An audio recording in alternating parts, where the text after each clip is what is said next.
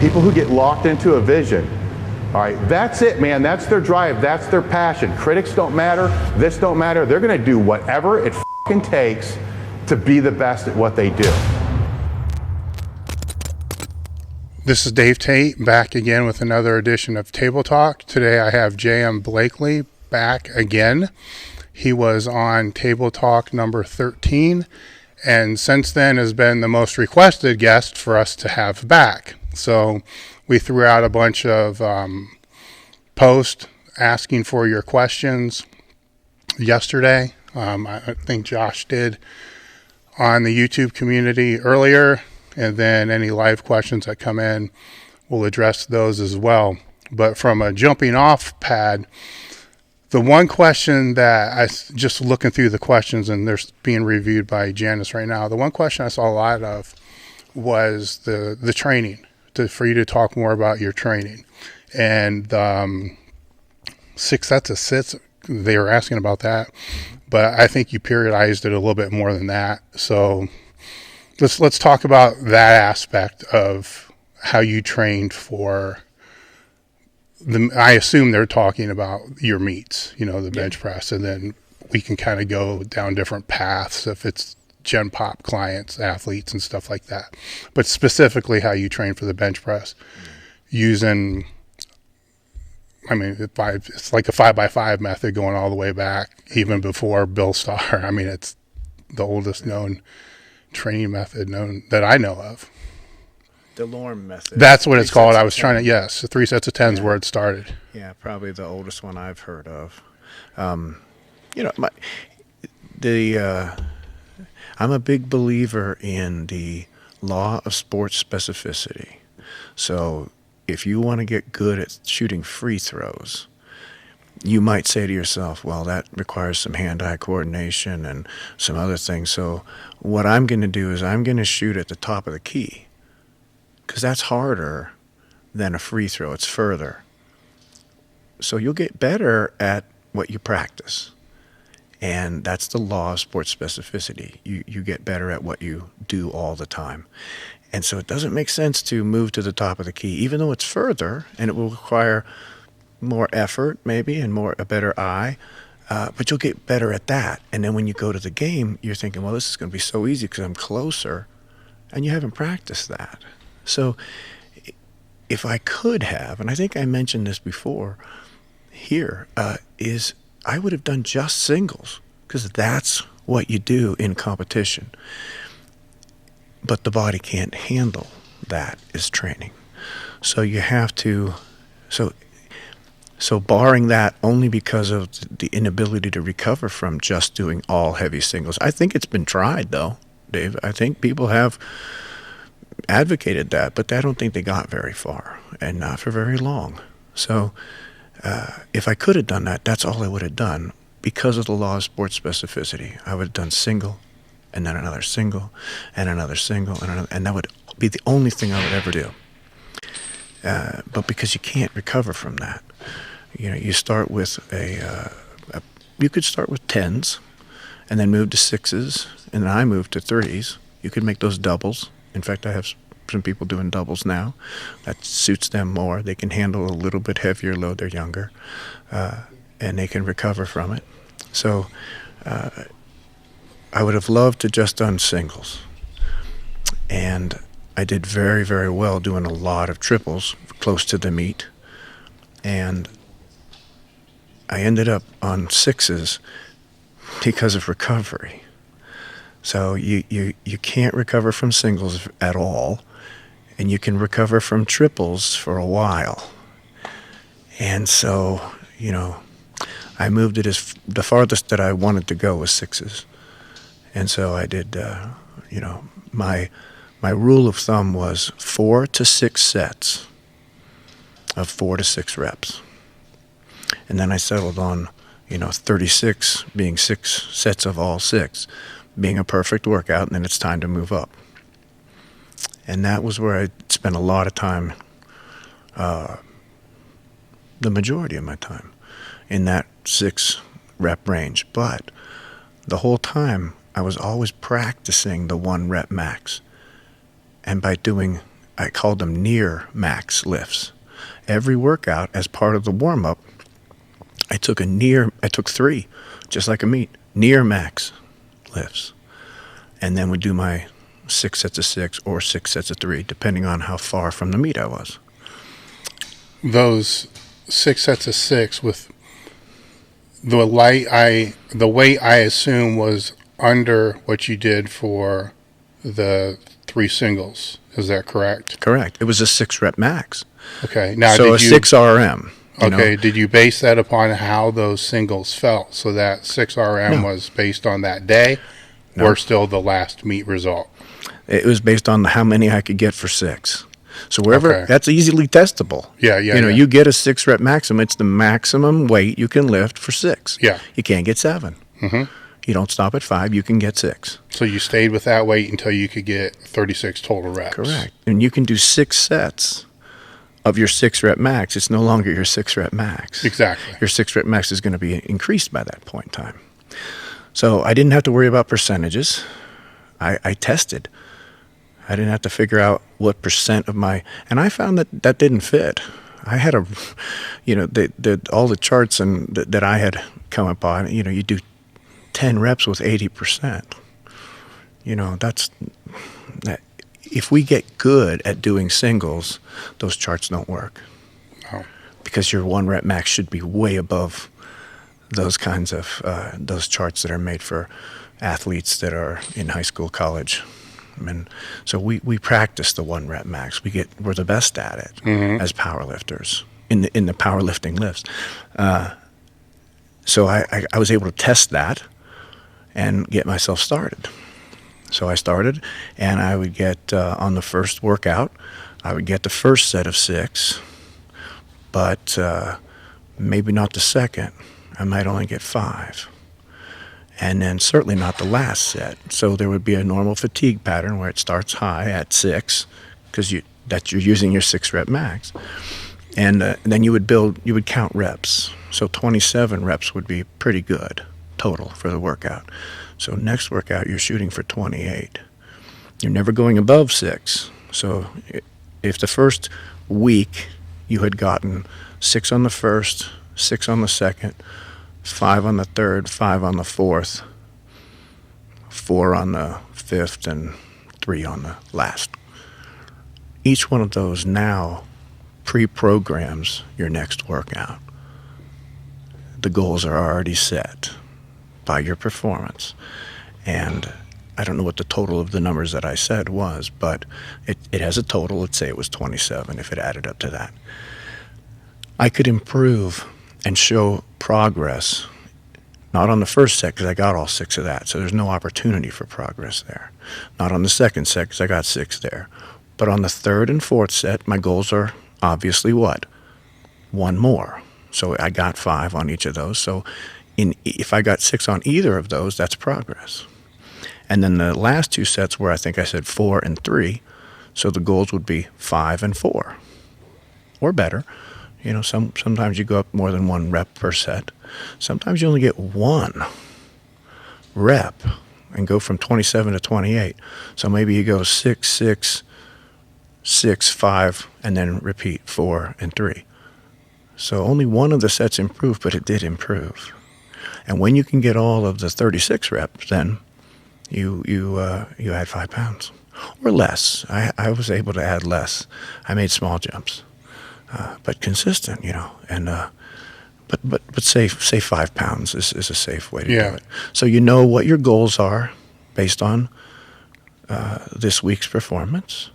You're already set up. I like to say before you leave the gym, before you've left, you know what you have to do in a week, and you can think about it all week and get ready for it all week and prepare. You know which one of them is most likely for you to improve because you felt it.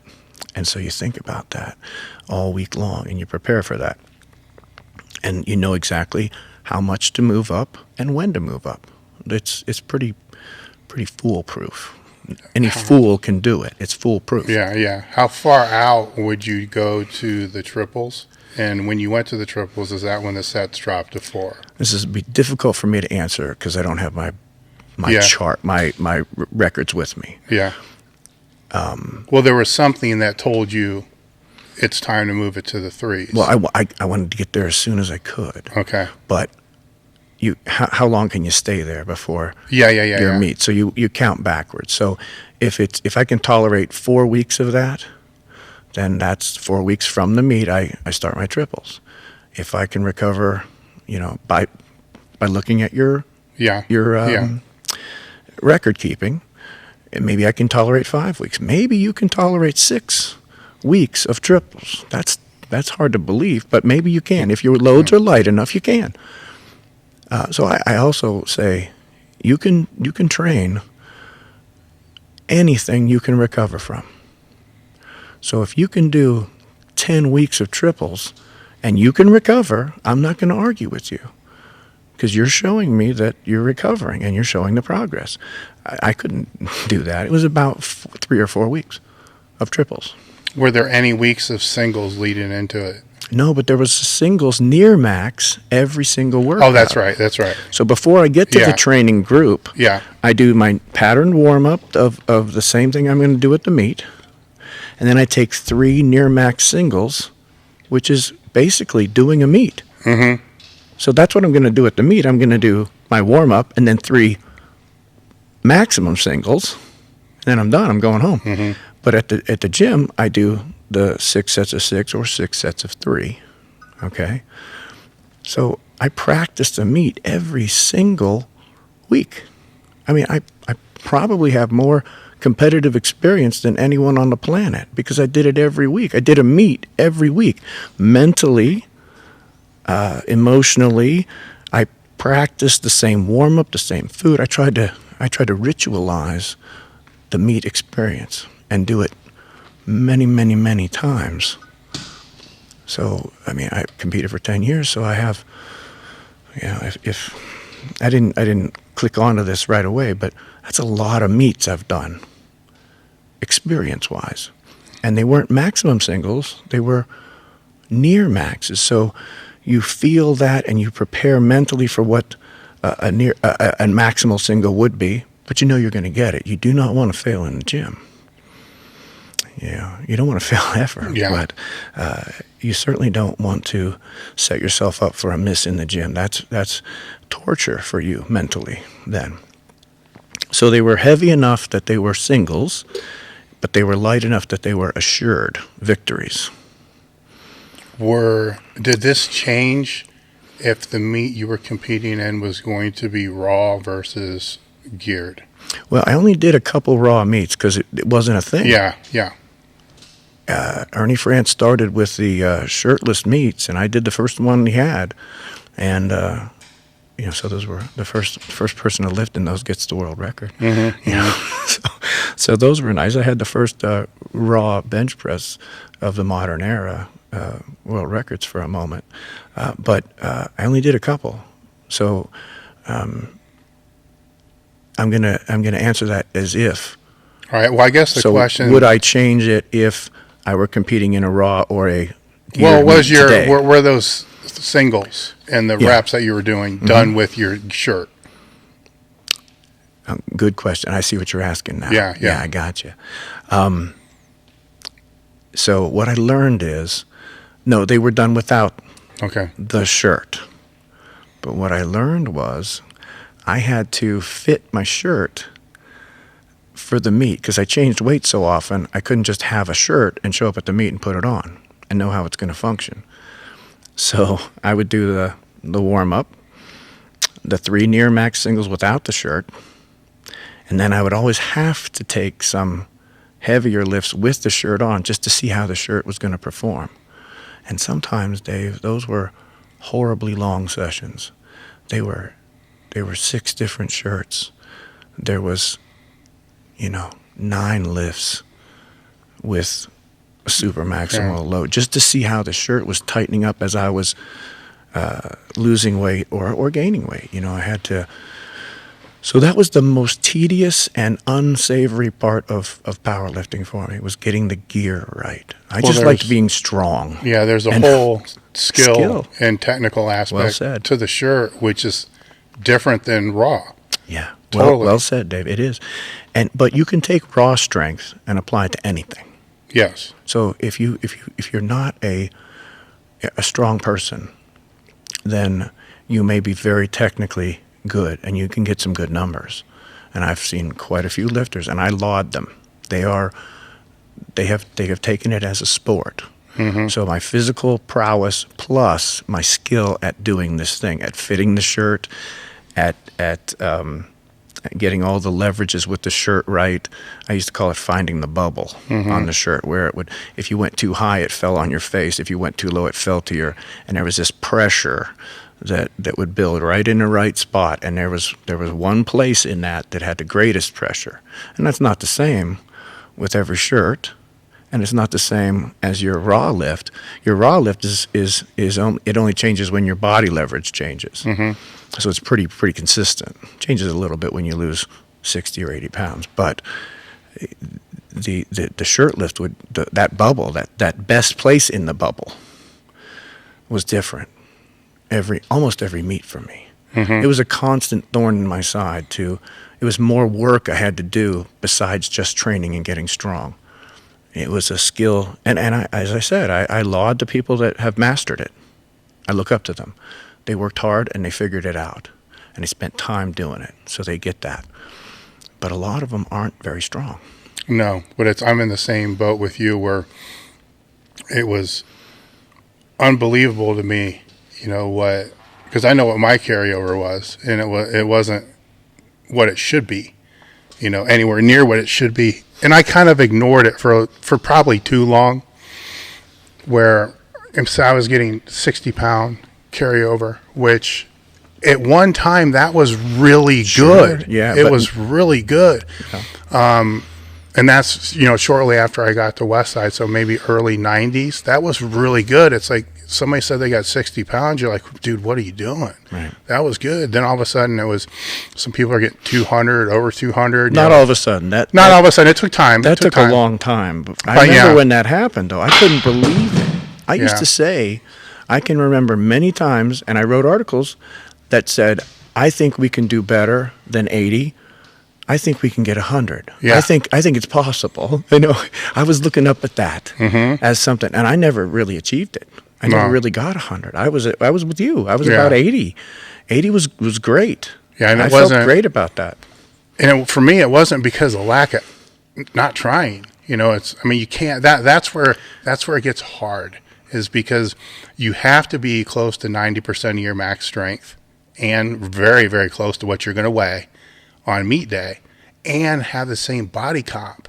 Because if you were a little cushier, the shirt worked different than if you were hard as a rock. And if you cut weight and you didn't get the right amount of water back, or you got too much, it was all off. Yeah, so and I cut weight a lot, so I was always manipulating those things, and I hated it. Yeah, I just liked being strong. I enjoyed that, but I was challenged by the shirt work.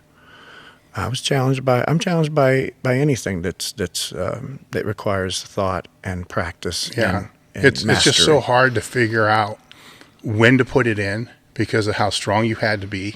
You could always get a looser shirt, but as you said, it's not going to work the same. Mm-mm. And then you got to recover from it, and that's like 100% plus if you're looking at your raw strength, because it is. Way plus. So it's circa max. Yeah. So now you're trying to recover from getting hit by a truck week after. So it's those guys that were able to master it. Like, I look at them the same way. I don't look at them out of jealousy or out of that's bull crap or anything like that. It's like, man, how did you do that? Mm-hmm. Because first off, I want to know how, because ultimately it affects my total. But this is I'll have these inner arguments with myself just to kind of make sure that I'm always, keeping my ego in place and so forth. It's like the one side is like, man, it's not a test of true strength. Right. And then the other side is, well, yeah, but I don't have the genetics. Let's take these shirts off and see who's strong. Yeah, I was ready for that anytime. Anytime you wanted to throw those shirts, make them illegal, I was great for that. Then I remember playing sports as a child, and maybe I didn't have the same genetics as some of the other kids that were running all over the place, but I worked harder, so I got stronger. Or you learned a skill they didn't have. Yeah, and I learned how to. That. Yeah, I learned how to equal the playing field. Right. Where that's my counter argument to myself is those people learned how to equal the training field. So now the genetic outlier can't be an outlier anymore. Right. They have to do their due diligence. They need to do their Can't work. coast on that what they were given. Exactly. Yeah. So it's So you have there's to work two to sides, get it. And anybody can work to get it, right? If you you got to work. figure it out, You got to figure and it you out. think it through, and it would help if you kept your body weight incredibly stable. Yeah. But that's It would another also story. help if you get around other people using gear, the same type Mm-hmm. of gear, same company's gear, same shirt, all that, because usually there's clues. Success leaves clues. Yeah. So I like that. You'll find that some people that, hey, this is a shirt you really got to tuck in. This one, you have to stay tucked. Don't flare. Because if you flare, you're going to eat the bar. You're gonna move Where it. on this shirt, you better flare. Yeah, it's a lot, isn't it? I can now. I haven't thought about it in so long, David, but you just brought all that burden of skill into the sport, and that's what sport is. So there's some sports that are more physiologically based, and they're a test of like endurance running. There's not a lot of skill to that. You run, and there's not a lot of skill to squatting. Not Now really. there is Yeah. definitely, but not a lot. It's physiologically, it's part of your body. And then other skills are highly they're not physical at all. Like race car driving is very, very not physical. There's not too many physical skills there, but man, there's a lot of other skill of handling that car at those different. Interesting comparison, because the race car driving is mentally exhausting. You're All gonna right? kill yourself. So it's putting gear on. Yeah. It's like mentally exhausting. Yeah. You're done. It's like, fuck, now I got to do raw work. Yeah, Dave, what would you say? I have an idea. What would you say is a halfway point?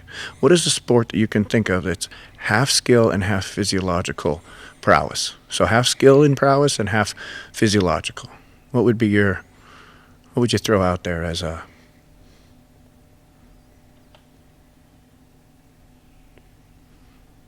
Wow, that's a tough one. Because I'm actually thinking powerlifting, because while squatting is a natural act, to perfect the squat, but still, if you do it long enough over a period of time, your neural coordination is going to fall in line, your muscular coordination is going to fall in line, your strength is going to increase. So naturally, you're going to kind of fall into your own form if you do it a little bit better each time you go in. So that falls lower on the curve. I'm letting you struggle here. Yeah, I know. I see you working. Olympic weightlifting takes it up a little bit. Yeah, sure does, right? But it might take it up a little bit further than what you're asking, because that's kind of going over and above, because you got to be able to get under something that's going up. And that's a challenging task, not to mention all the other things they have to be able to do. Mm-hmm. And So your final answer would be on the spot. You can think harder about it. What do you have for me? fuck. Middle of the road, half and half. I'm going to make the question harder in a second, so I hope you enjoy this easy one. 100 meters. Okay, tell me why. You need the strength. You need the skill of getting out of the blocks. The skill of getting out of the block. So Yeah, what's so you need- involved in that skill? Positioning, first step, drive, a lot. Staying down. Mental positioning first, and staying in that position, and then knowing when to start to come up, as well as trying to not see what's going on to the right or left of you, with just focus straight through. So they're not having to do this and catch a football.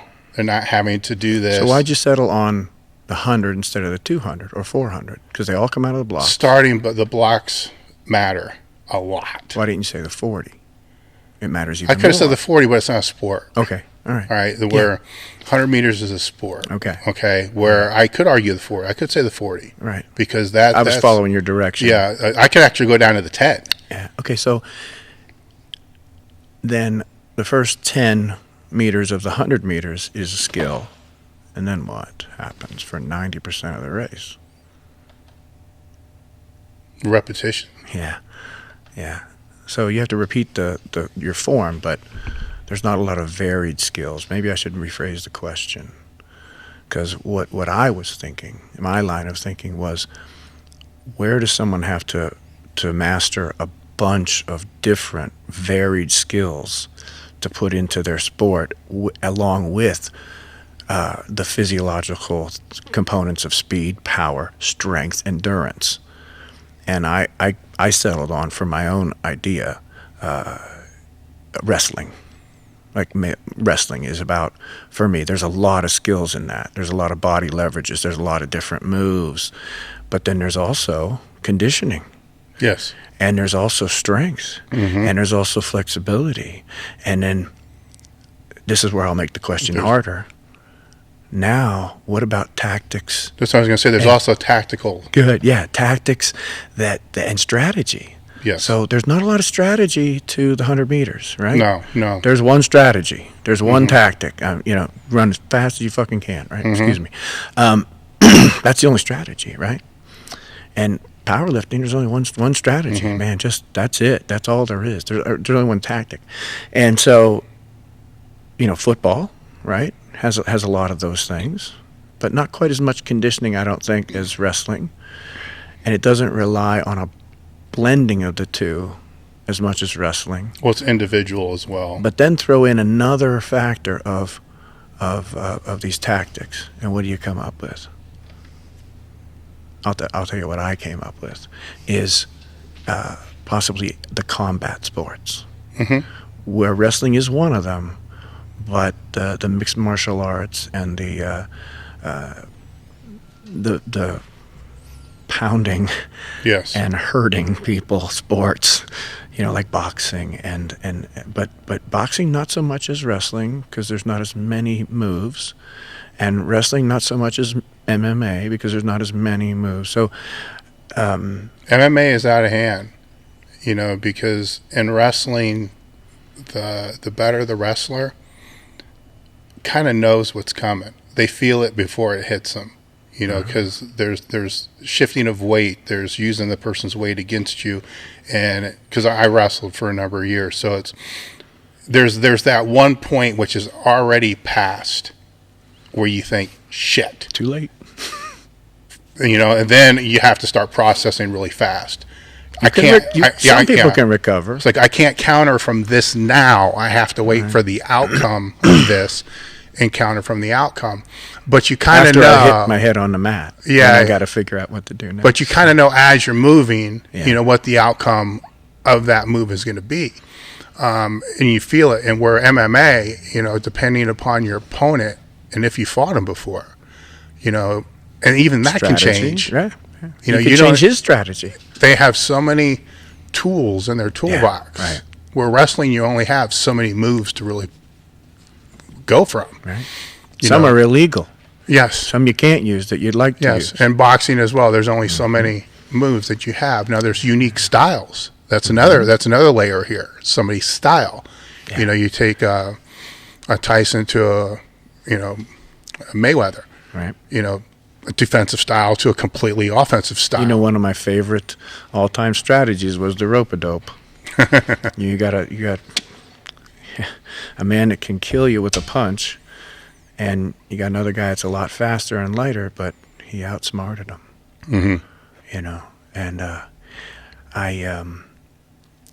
So the point I was going to make with all of this then is getting back to powerlifting and the skill portion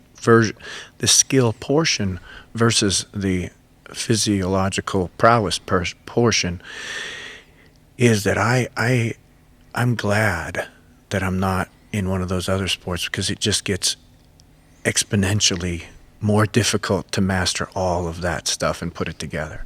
So I'll take my powerlifting and not complain. Yeah, and I think there's a little bit of skill and a lot of physical prowess, and that's enough for me. It was hard enough to master that. And I wasn't a collegiate wrestler, but as a former wrestler with 7 years experience, you can't master it all. You find what you're really good at, and then you master that and hope it's better than what somebody else's really good is. And that's kind of where it ends, because if you try to master it all, you'll be a master of none. Where in powerlifting, you can try to master the technical aspect of each lift to its fullest ability. And you should be like able a golf to. swing. Yeah, You should be able You can to. get it down, right? Yeah, and you can For make your it. body, you can get it down for Yeah. your bones and your leverages. Yep, and you can always change those too. Well, To get lose stronger. weight, you do. Yeah, yeah. And but that's kind of the technical aspect of powerlifting, is the one thing that I've always seen, even before Westside when I was competing, always seen as the most overlooked component, because somebody could change my squat form. I remember a guy named Jack Buchanan was a 900-pound squatter. This is going back into the 80s maybe, and went to Findlay College. It was Findlay College at the time. Now it's University of Findlay, and came in and was training in the same gym I was. And back then I was coming up on my toes a little too much, so he stuck 2.5-pound plates under the front of my feet. Said sit back on your heels, which I never really thought of before. And looking back, he wasn't really trying to get me to sit back on my heels. He was trying to get me to push my foot straight into the floor evenly, so it was more like trying to leave a footprint instead of all the force being on the front of my foot. Right. But it did get me back, and it felt unbelievable, where I broke from my normal periodization weight of the day and ended up doing 50 pounds more for the same number of reps. That's leverage. That's just mechanics. Yeah, and I didn't get when I'll have people come out here and work with them for seminars, clinics, and stuff like that. I may be able to get them to break a PR by 50, 60, sometimes 100 pounds. And then I explain to them, you didn't get 100 pounds stronger. I just showed you how to display your strength in a more efficient manner. And that's the sport. And that is the sport. And I think that's part of a sport so many miss, because they get so tied up into the details. Like, how's that JM 6x6 program work? My answer is, well, what's your squat look like? Because you could do this program, probably put 30 pounds on, say in the next 6 months, just strength-wise, but you took a crap squat to a stronger crap squat, where I like to take that crap squat to a really good squat, pick up that low-hanging fruit, that 100-pound PR, and then also have that with an efficient program. Yeah, I tell everybody, I repeat this, I repeat myself a lot by saying, I can make anybody stronger. That's not the thing. Let's get your mechanics right. That's getting strong is easy. That's easy. If you try hard, you'll get strong. Look at all the people in the gym. They come in and they can get stronger. That's not a secret. That's easy stuff. The hard stuff is figuring out where your leverage is in your body and getting it down to the very, very best. So I also like to repeat this saying, there's lots of good ways to do something, and there's a few great ways, but only one very, very best way. There's only one of those. That's what you want.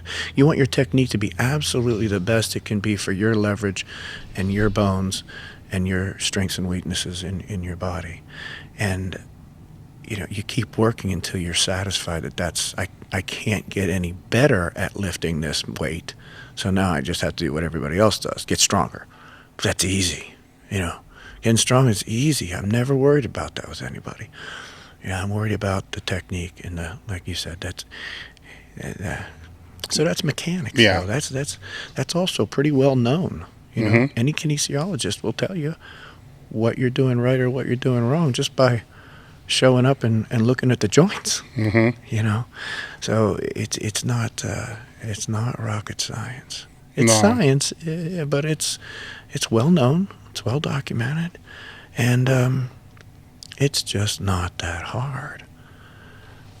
I've said hundreds of times in powerlifting, there's only three sticking points. There's only three causes of a sticking point or mini-max or whatever you want to call the place that you stall.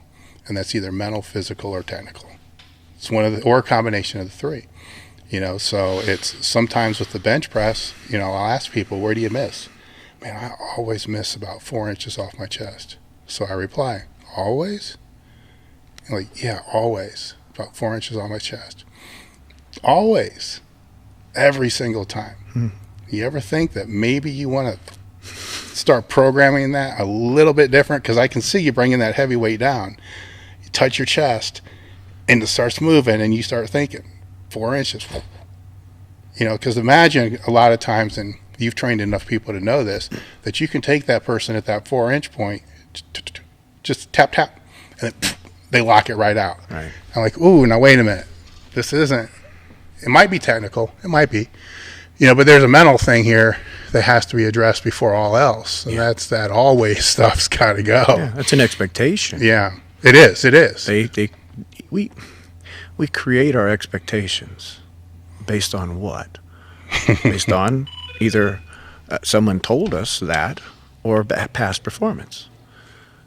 So someone said this, and I like it. I don't know if it's completely true, but I like it as a maxim. The best predictor of future performance is past performance. You know, if I know something about you, that every relationship since high school you cheated on your girlfriend or wife, and you're getting married, I'm going to make a prediction.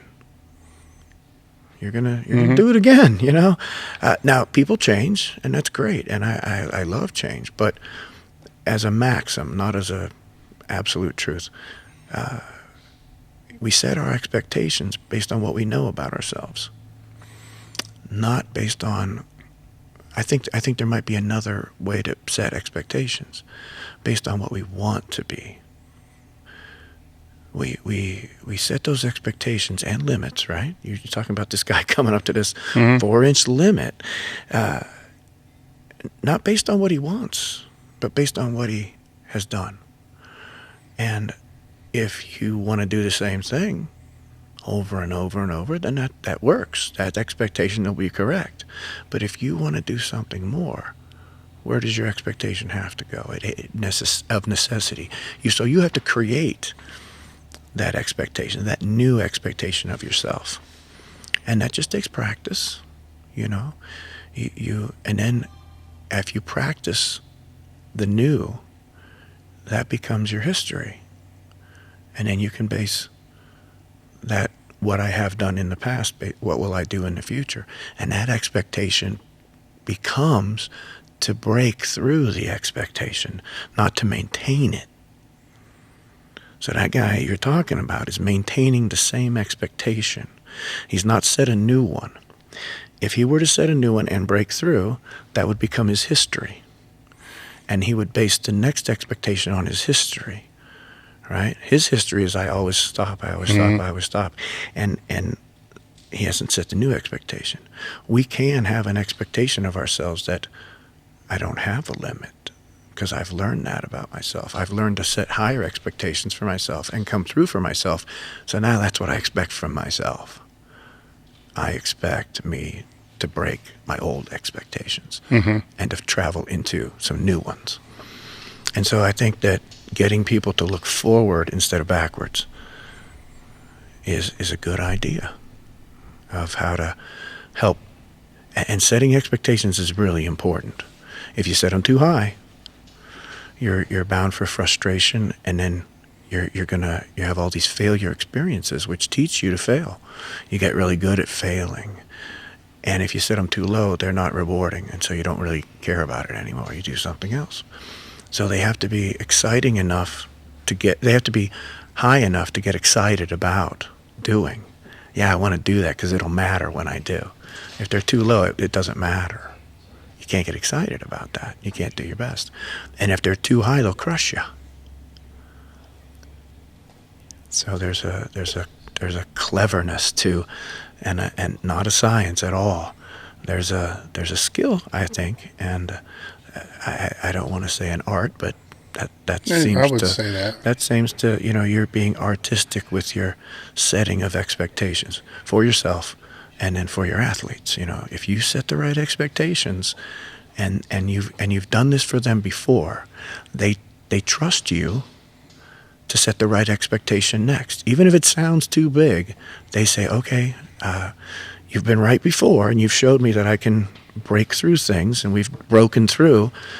as a team, as a coach and an athlete, and then they begin to trust your expectations, and then you can set them higher and higher, and further from their last ones. The first ones you have to make, doable, but not extraordinary. And then if you've been with them for long enough, you set an extraordinary expectation and goal for them, and they do everything they have to do to make it happen, because they trusted that you believed in them enough that they're going to come through for you. Yeah. They start believing in themselves. So I think there's a lot to be said for expectations, and mental blocks that we create. For your going back to your training after the bench, how would you select your supplemental exercises? And then how were they trained? Because let me step back a little bit, because you spoke of specificity. Mm-hmm. Okay, so specificity can be, there's a lot of ways to look at specificity. You can look at specificity of the actual movement, but you can break down the specificity to time under tension, the amount of time somebody takes to strain. Well, I'm gonna keep it right where it should be. Okay. And you caught me red-handed, Dave. I tried to make my supplemental movements pretty damn specific. Mm-hmm. So I would have 2 tricep exercises. And you asked me, how did I choose them? I chose them by load. I don't want to use light weights, because that's not what I do. I lift heavy weights. And so I chose the heaviest exercises that I could for my triceps. And I used 2 exercises. One was I always ended with the JM presses, the so-called, mm-hmm. that would build my tendon strength. Mm-hmm. But my first exercise in the gym was either floor press with the chains with competition grip, or pin presses. And occasionally I would use the unloading bands from the top, because that was like a shirt. It was lighter at the chest and heavier at the top. So again, working that lockout. Very specific. Yes. Specific for what I do. So with the chains, as it comes down and more chain weight loads to the floor and unloads the bar, that's like the bench shirt. And then you start driving up, picking link by link by link up, it loads the bar for the hardest portion is where, specifically where I need it, at the lockout. I needed lockout power. I never failed in the middle. I never failed at the beginning. Every single one of my failures came from a failure to lock out. So I specifically used that as my first exercise for supplemental exercises, or the pin presses. Pin press at a range where I want it very high. Yeah. In this case, lockout pin presses. Did you cycle those? And Yes. Did you train them, the 6s, the same way that you trained everything else? Yes. Okay. I trained the same 6s or 3s, but I didn't have a set schedule to rotate between the chain presses, the chain floor presses, the pin presses, and the unloading. I call them unloading bands. I don't know what you call them today. You probably have a name. Bands. Okay, reverse band, same thing, right? You're hanging bands from the top of a rack, and as it comes down, the band stretches and creates more tension and takes weight away from you, right? The only problem with that is, Dave, though, the band accelerates. The band pulls back on the weight. It does, where the chains don't do that. They just they're real weight. They feel right. They feel specific. The thing I don't like about the bands is they change the timing, because they accelerate and decelerate. They add tension, which is what you want them for, and that's fine for bodybuilding and sports training and all that stuff. But it'll, if you do too much band work, I think you're going to throw off your timing. You have to do the sports specificity. It's interesting that I started with that today, right? And then we're sticking with it. I mean, it comes back again and again and again in training. I don't think we've talked this much about training, right? But I said I really believe in that, and so you're seeing that I'm honest, because I'm showing you that's exactly what I did. I followed that. That's one of the first things they taught me in school, was this law of sports specificity. You're going to get really good at what you do, what you practice. And so you try to make you practice the way you play. And I say this all the time too. You know, a kid that tells you tell him to hustle up and practice, and he goes, "Don't worry, coach, in the game I'll hustle. This is just practice." Just practice, is it? It's just practice? This is exactly what you're going to give me in the game, because this is what you're practicing to do. How are you going to show me hustle in the game when you haven't practiced that? So you play like you practice. Mm-hmm. And so that's the law of sports specificity. And so my exercises, I didn't necessarily have, I can't remember, telling myself when I was going to shift those exercises. So that was more instinctive. I went by feel or by mental fatigue. I'm done with that. I'm done doing that. I want to do something fresher. Now they're always at I never touched a straight bar that wasn't in my competition grip for any exercise. That's not true. I did the JM presses closer, but no pressing exercises that weren't at competition grip. So that those were the leverages and the joint angles that I would be competing with. And so I got really good at it. I got skilled at it because I practiced it. And I got skilled at being a good competitor because I practiced doing competitions. I practiced getting mentally ready. I practiced the timing of how long it takes me to warm up. So I was usually right on time at meets. And so practice. They say practice makes perfect, but I have to put an interjection. If you practice the wrong thing, you'll get better at the wrong thing. So perfect practice makes perfect. And just practicing something, just putting time in is not the answer. It has to ascendingly become better. Progressive, and it has to be right. Yeah. Or you're practicing the wrong thing, and you're going to get good at doing the wrong thing. You're going to get good at making that mistake. So I'm actually proud of myself here, telling you how I obeyed the law. In my own training. I had not thought of that, but... After those things, did you ever do, and this wouldn't be specificity work, it would just be more hypertrophy work. Did you ever do any bodybuilding work after those movements? No. I would do that in an off-season. Okay. Which there weren't a lot for me, but that would be... No. So in the off-season... I don't want to recover from bodybuilding. It's hard enough to recover from the loads that I'm putting on my body. And the stress became so great for me and my body that I threw out leg work. I didn't have to do it. I asked myself, why am I doing this? That's just more meat down there and strength that I can't use. And so there was a point in time where I quit doing legs unless it was off season. Mm-hmm. And it's strange that a little bit of work in the off season kept them perfectly healthy and strong. When the off season came around, did you abandon the bench or just take it to technical work? Abandon. Completely. Yeah, take a rest. Give it some time to give your mind some time away from the movement, your body some time away from the movement. I had a shoulder cycle that I did. I didn't think that my shoulders were ever strong enough. They hurt all the time, so I tried to build my shoulders up. And then I would do lots of I enjoy bodybuilding far more than I enjoy powerlifting. Yeah. But I enjoy being strong more than I enjoy being big. So I'm kind of stuck there, I got to do it all, right? To be or Would you think that you enjoy the bodybuilding type stuff more post competitive because it's less stressful because there's greater room for error? Two things. Yes, it is way less stressful, and I do enjoy that greatly. It doesn't hurt nearly as much as pounding the weight and attacking the weight. But I have found categorically that bodybuilding can be much more mentally stressing than powerlifting ever was.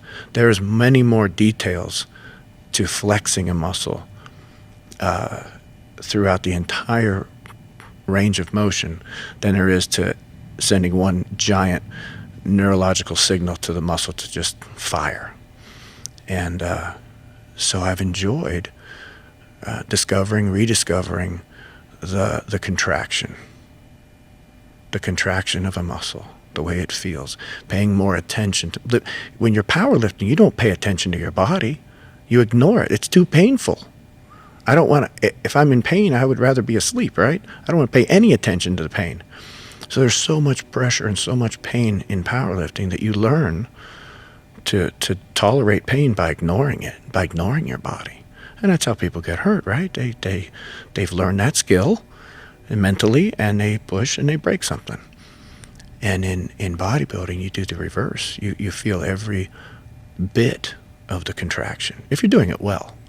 Now, if you're just doing movement A to B, then that's what you'll get. Mm-hmm. You won't sculpt. You won't have that deep etching of striation and hardness that only comes from those kinds of squeezing, flexing, aware contractions. So in powerlifting, not a lot of body awareness. Once you've learned your leverages and you've got good technique, like we discussed earlier, you don't feel the contraction. I would take the bar out, and if it was 405 or 585, I would feel the same. I call it don't respect the weight. You just push up against the weight, and you have energy going up out of you. You never feel the heft of the bar down on you. So 405 felt like 225, felt like 700. I'm always just ignoring what it feels like, and I'm just doing what I'm trained to do. And I don't like to feel the weight when I'm powerlifting. I'm trying to move a big weight. I don't want to sense how heavy it actually is. I just want to, and you can block it. You can block that awareness of it and just attack it the way. But in bodybuilding, I want to feel the heft of the weight, the drag of the muscle, the full range of the motion. If I miss any of that, I'm missing some of the enjoyment that I can be having. And that's the only reason I do it now, is to enjoy physical exertion, to be in my body, to inhabit my body, to feel the flexing of the muscles, and opening the awareness to something more than just the muscles. What's running the muscles? Well, my mind's running the muscles, so that if you don't have a sharp mind, you're not going to have good contractions. And then I take it a step further, what runs the mind, and that's the drive, the heart, spirit. So you have to have spirit, to drive the mind, to drive the body. And you can put all that together and you can put that all together in anything, but I train extremely slow. It's hard, if you don't see it, you don't understand how slow it is. Mm-hmm. It's some of the stuff I do is as slow as you can move the weight without it stopping. It can take 2 minutes to do a rep. Literally, I've timed it. 1 rep, 2 minutes. Now that doesn't sound too hard, because it has to be very light, doesn't it? Yes, it does. But the mental exhaustion of only flexing enough of the muscle to make it barely move and stop it and not allow it to stop. Number one is mentally exhausting, and you have to fine-tune all of those neurons, because they go in groups, they go in, and you're trying to feather them out into little tiny little divisions, and you're trying to feel every one to see if you're doing it right, and you're watching, and you're paying attention, and you can't lose concentration for a second, or the body just moves it. The body just takes over and says, "Oh, you want to move this? Okay, well, I'll just move it. I don't know why you've been doing it this hard way. It's easy. Let's just fire a few more motor neurons, and we'll get it right up there." And then it moves too fast, and you have to slow it down again, and it becomes an exercise in discipline, in disciplining your mind to move your body that slowly. And when you do that, the way I got to this was simply to get as much muscle work as I could with as little joint stress as I could, and to be able to recover as fast as I can. I can train some muscle groups 3 days in a row before I need a break and grow. And you're like, well, how does that work? And what happens is there's so much fatigue that you start with just a few fibers, because that's all you need to move the weight, because the weight is so light. But you're moving so slow that they fatigue and they're out of the game. And so you have to recruit other fibers. And you don't need a lot of them, but you can't use the ones you already fatigued, so you have to have some fresh ones. And then they fatigue and they drop out. And then you got to recruit some fresh fibers. And you're still like an inch into the motion. And you're in your third level of recruitment already and fatigue. And you keep that up and you get into some fibers you've never used. Ever. Because they're all that's left. You've fatigued all the ones you normally tap into. They're tired, they're exhausted, they can't help anymore, but you're still trying to do this rep. That's the best I can explain it. I haven't really thought it completely through, to be honest with you, physiologically, but that seems to be, without actually studying it more, that seems to be what's happening. Well, it's interesting to me because I suffer from many of the same issues joint-wise that you do. The things that we come up with to be able to still train, still try to grow, still activate the muscle without tearing the joints. We know their joints are probably not going to get better. We just don't want them to get worse or slow the pace of the degeneration that's happening to the greatest degree that we can. And so we come up with things like 2-minute repetitions, or for myself, you know, I still do really, really heavy max effort work, but it's 1 rep and I'm using a monolift. My feet never move, you know, so when I pick that weight to be able to squat on a high box, there's no torque, you know, so I'm able to keep that bone density, have that joint stability, but I can't do that more than once a month because I can't recover. Yeah. You know, so you what can train anything you want, Dave, if you can recover from it. Go right ahead. If you can't recover, you can't do it. So then I find myself falling more back to HIIT style principles I used to use in a more less insane manner, slower tempos, but still doing rest pause, you know, to be able to breathe, I love the rest pause. I do. I love that training style. I use it quite often with my clients. I, of course, don't use it anymore. But I think you are completely right and correct in your assessment of the joints, that they are never going to get better. You're not going to heal them now. And I think you're absolutely correct in saying the best we can do, we have a choice. We can let the joint deteriorate at the rate that it normally would, or we can try to retard that. Or expedite it. I mean, there is that choice. No. But I think we've all learned to not do that. That's not what we want. Right, yeah. That's you can burn it up. Go ahead. Yeah, sure. Yeah. That might be fun, you know. But it is that constant process of, okay, it's the joint and we're speaking wear and tear. So what constitutes wear and tear? And that, to me, it's like, okay, what is in the joint? Am I bone on bone? Is there spurs? Is it arthritic? If it's just arthritic, then there's different wear and tear than if there's a bone spur ripping the labrum every single time I move. And that's where I think you have to be, you spoke about it a little bit, but I do believe imaging is important, that everybody should see a doctor and know exactly what's going on in their joints. So that's important. So I want to put that out there.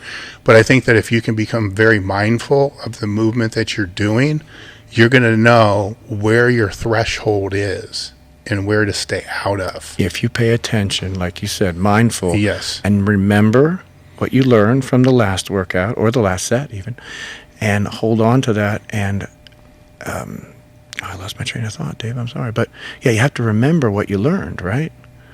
And because some ranges of motions may not be your full range of motion, and some joints may not be what we would want it to be. No, they're not. No, they're not. I remember what I wanted to say. I said, I already said it, but you can learn your limits. You mentioned you can figure that out. You really can. But you got to pay attention, and you got to remember what you learned from the last time. Yes. And you can learn those levels of what you can tolerate and what you can recover from. So another idea here is I got this from the bicycling world with gear ratios. And I may have mentioned this before. I hope I'm not repeating myself. But when I choose now to do a workout for, say, my bicep, I'm going to bend that elbow how many times? Is it how many times I bend it in a workout that's going to put more wear and tear on it, or how much the load is on the joint? And where's the break-even point? So when I was talking about this super slow stuff, I don't want to bend that joint many times. I don't even want to go through. So one answer to joint pain is lighten up the weight and do more reps. I think that's false. Yeah, so you're doing a lot of reps now. So the bicycle guys, have chosen that though. Mm-hmm. They've chosen the lighter gearings and more spins.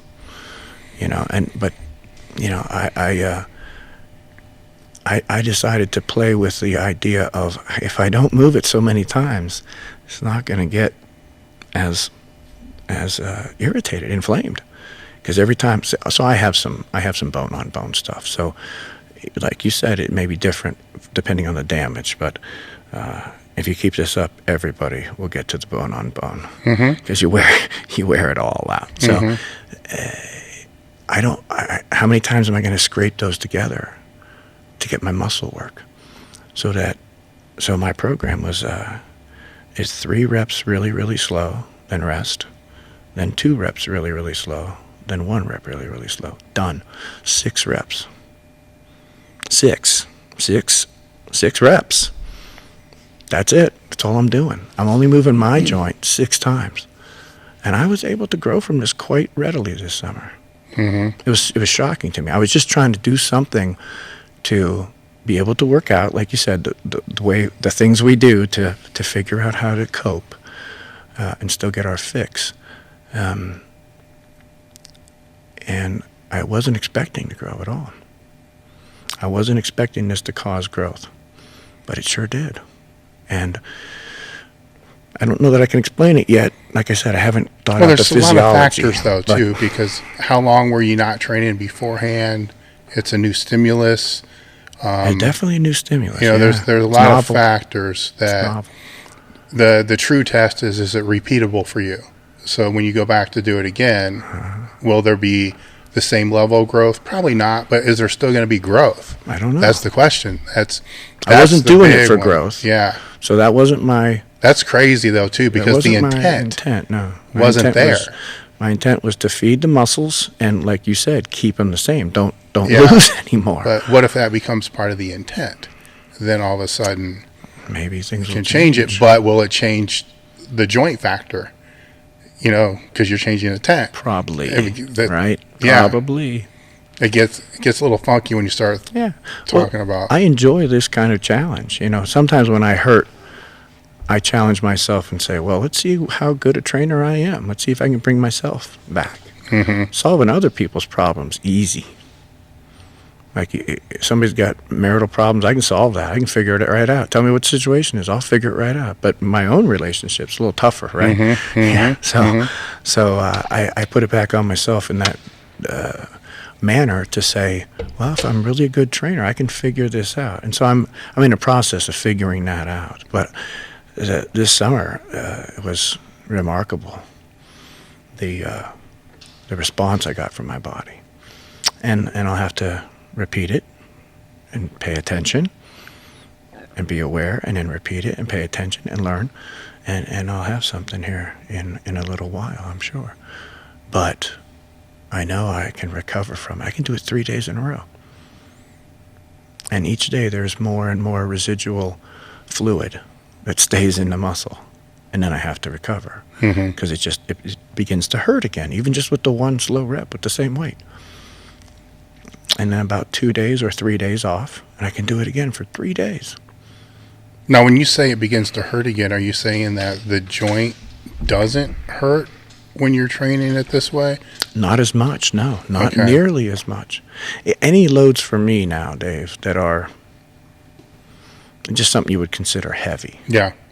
Not the ordinary gym guy, but what a strong person who used to be really strong considers heavy again.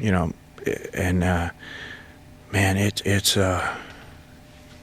it's wincing pain. I remember seeing Chuck Vogelpohl doing some floor presses, and he was grabbing the bar, and he was reaching up for it, and I could just see his face just wince when he took it out of the rack. It just, the guy was, he was all, back when I was there, he was in pain. He was in pain. And I thought back then, I was coming up and getting stronger, and I thought, why doesn't this guy quit? If it hurts that bad, what are you doing here still? Well, it becomes then he did his best stuff after that. It becomes after that. Yeah, it becomes what your norm is. Maybe. I trained in pain for many, many years, and it becomes your norm that if you're not in pain, all of a sudden you're wondering what's wrong. Yeah. Because it becomes your own little. Well, you said you get used to it. For one thing, you do learn how to ignore it, but you're still conscious enough that if something snaps, it snapped. Because that's the worst pain is when it snaps, because now you're fucked because you can't move. That's emotional pain too, because now you're not going to train for a while, are you? Yeah. I'm talking about the kind of pain that's limiting.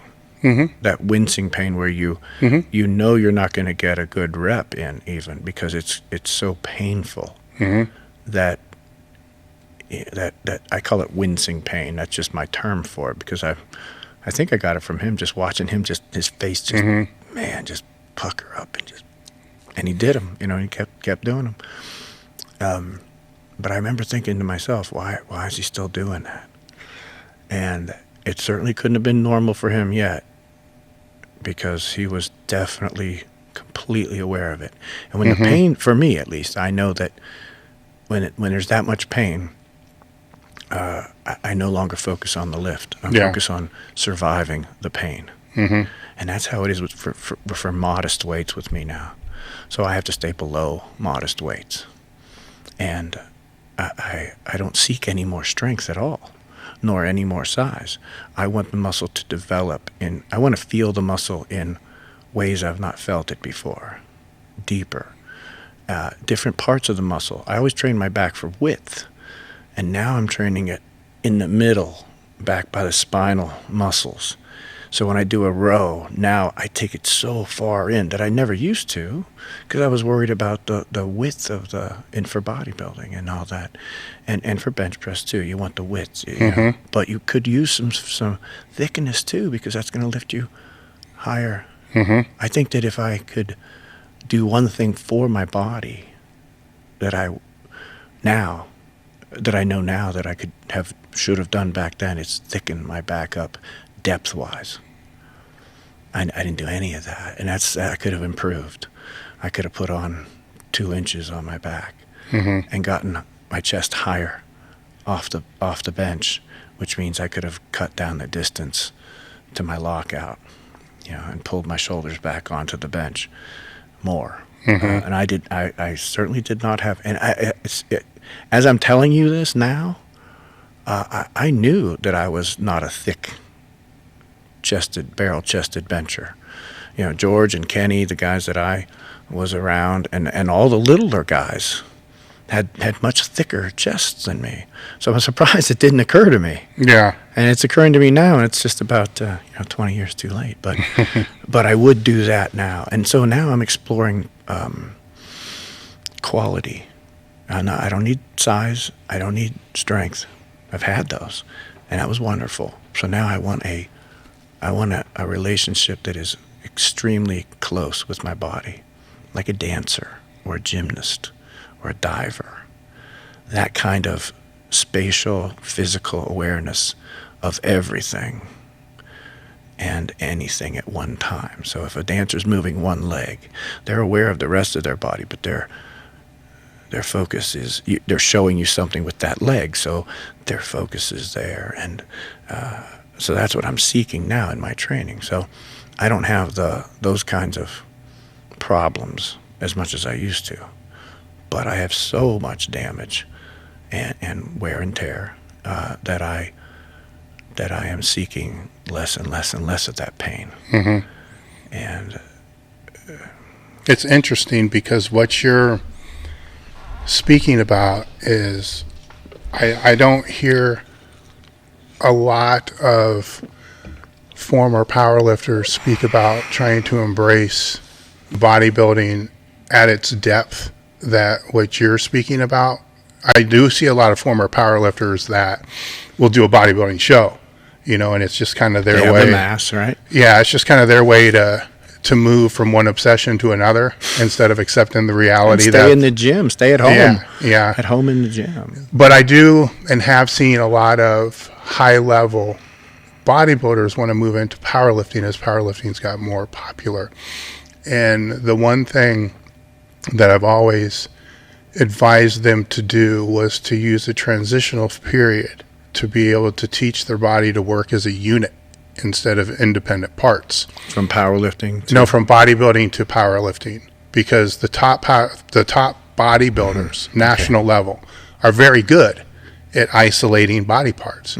They're very bad at movement. Yeah, you're right. Okay. All right. So compound. What happens is they transfer too fast and start training for a powerlifting meet, tear a bicep, tear a quad. Yeah. Because they're overloading one. Yes, because they haven't taught their neurosystem to be able to fire, everything as one, as the powerlifter has spent years trying to cultivate and develop. Yeah. And it's interesting listening to you talk about the struggle and the process of learning how to break that one fire into individual body parts, where you're embracing it, which is, I believe, the right thing to do for somebody that suffers from degenerative joint problems. I really do. I think just trying to keep hitting heavy compound lifts is asinine. Crazy. And bad word, ignorant is what I would put. It's very ignorant because they've not educated themselves to know what's really causing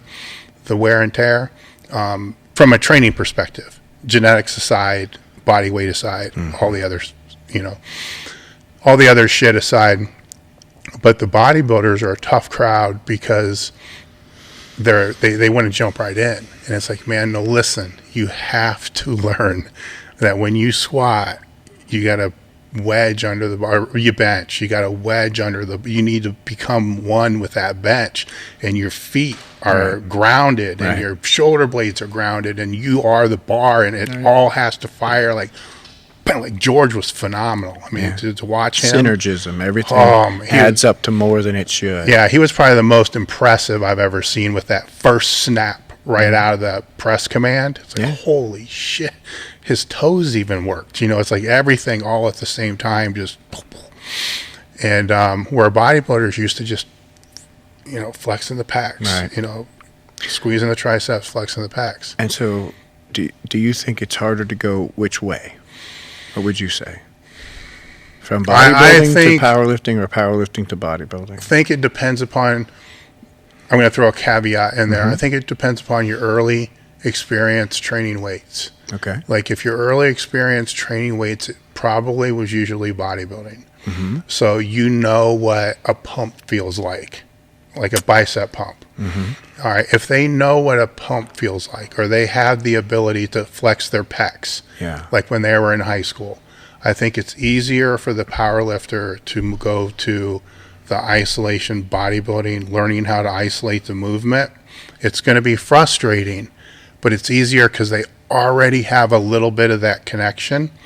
But I do know a lot of people that get into powerlifting from other sports, so they don't have that messing around in the garage doing bicep curls and all that kind of background. Right, they've always done a compound whole body type. They've always trained for sport, and they don't have that muscle control. So that's got to be really, really hard if they're going in blind. Okay, so which do you choose? Which is harder, to go from powerlifting to bodybuilding or bodybuilding to powerlifting? If you had to choose. I mean, I think probably whoever's moving in whatever direction, they're going to tell me that's incredibly hard. I have to do it the hard way. If you've been a powerlifter and you want to do bodybuilding, you say, man, this is hard. I'm going to say it's the powerlifting of bodybuilding because so many factors have to change. I agree.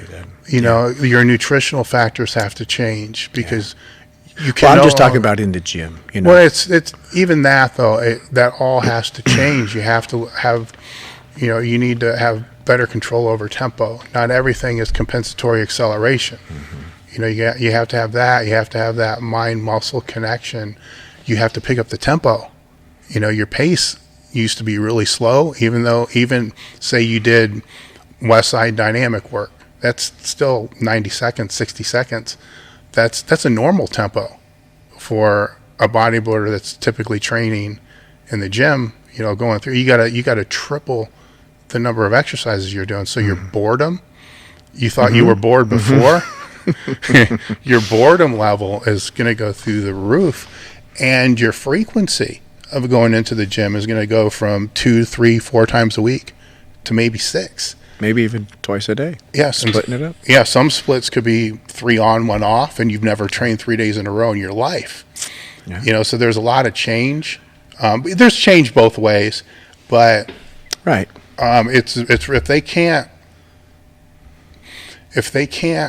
I'll use the example of a back, because a back is a movement that can be trained like a powerlifter and like a bodybuilder very easily.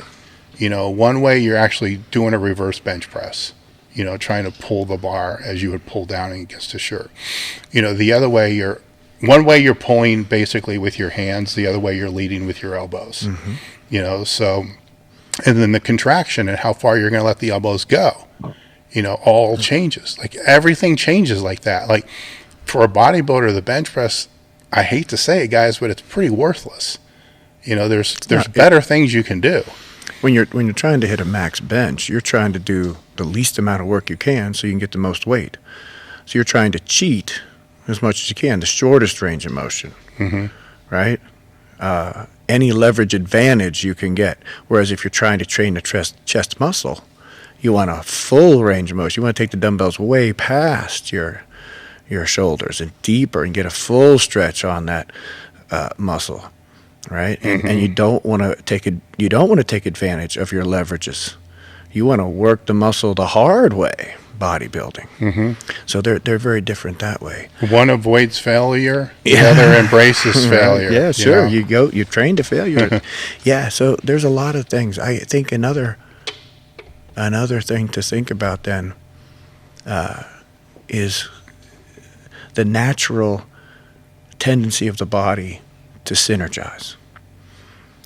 So if we have to run from predators and prey, you don't want to hop on one leg.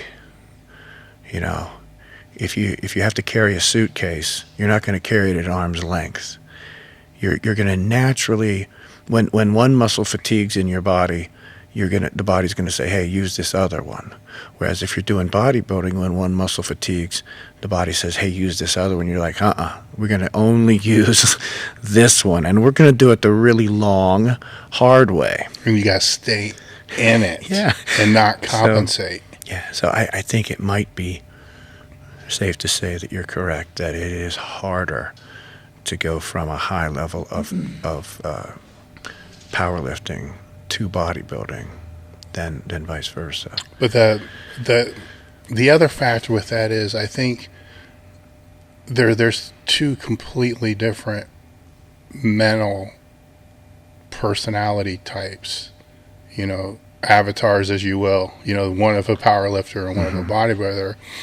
2 different type of radically different mindsets are required. Indeed.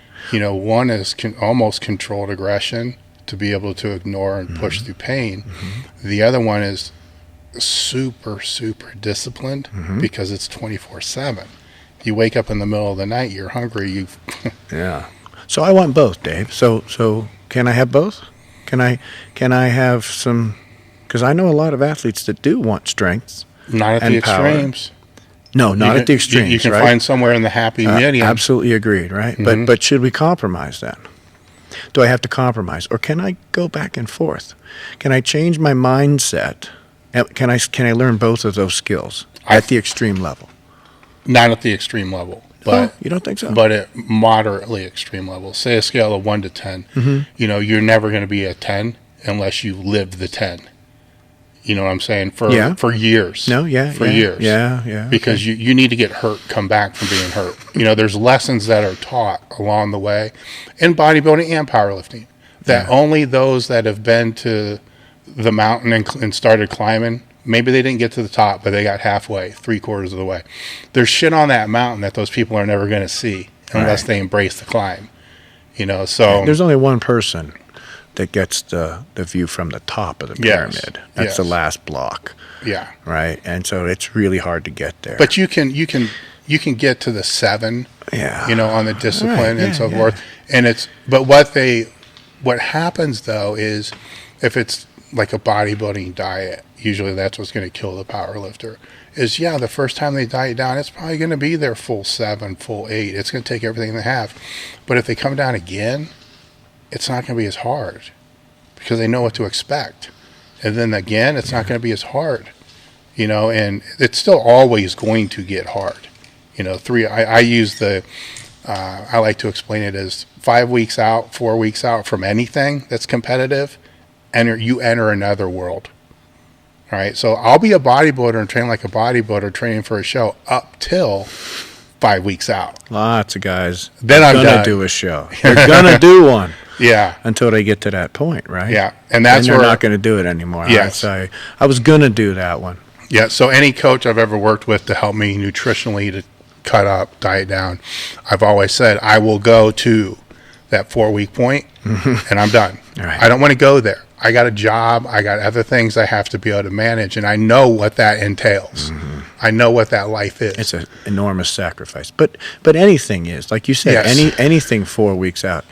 If you want to be at the top, if you want to try your shot at that top block on the pyramid, you have to sell out. Yeah, and that's why I said they can't do both. No, but if we exclude that, then yes, they can. Pretty high level.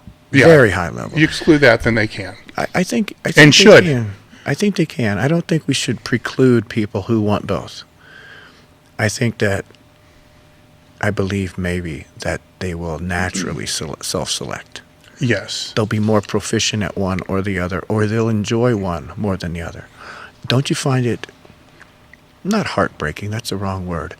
Let's just say interesting. Don't you find it interesting when you see an athlete who chooses one sport and struggles in it when you know they could be very, very proficient at the other sport, but they don't like it as much, and so they don't. And you're trying to get them to, hey, you have all these advantages here. Look at what you could do here. If you just did this, you could go further. But they choose the one they enjoy the most, and so I have to respect those guys. Oh yeah, a lot, because they're sacrificing success for enjoying their life. Yeah. Now, when I was younger, those guys, I shook my head at those guys. Why wouldn't you grab you could be top 5 if you just did this sport. I think that comes with age. But you're throwing that away. That's something it's a life lesson. And they knew that a long time ago when I didn't catch that. And they figured it out right in the beginning. Yeah. And they never got really good at the thing they were doing. They struggled all the time with it. I think that if they enjoyed it at the intermediate level, competitively, so they're not competing at a national level yet. Either sport. I think they should embrace at least the opposite sport for 6 months, one time, just to full sellout, just to see what it's like because of 2 reasons. I think that there's a lot to be learned from those that are in different sports that goes completely unnoticed, unrecognized, and like, oh, fuck him, he's a fat power lifter, or screw that guy, he's an egotistical bodybuilder. So a lot of it gets lost in the prejudice and the bias that one has towards another. But when you embrace how they train and how they live and what they do, then you have this completely different respect for it. Appreciation. Because it's going to be, the trick here that they don't know is it's going to be way harder for them. because they're doing it for the first time Yeah. than the guy that's already done 10 or 12 shows or 10 or 12 meets. And then they're going to see things like, hey, maybe I can use some of this stuff in the off season instead of just taking 8 weeks out of the gym.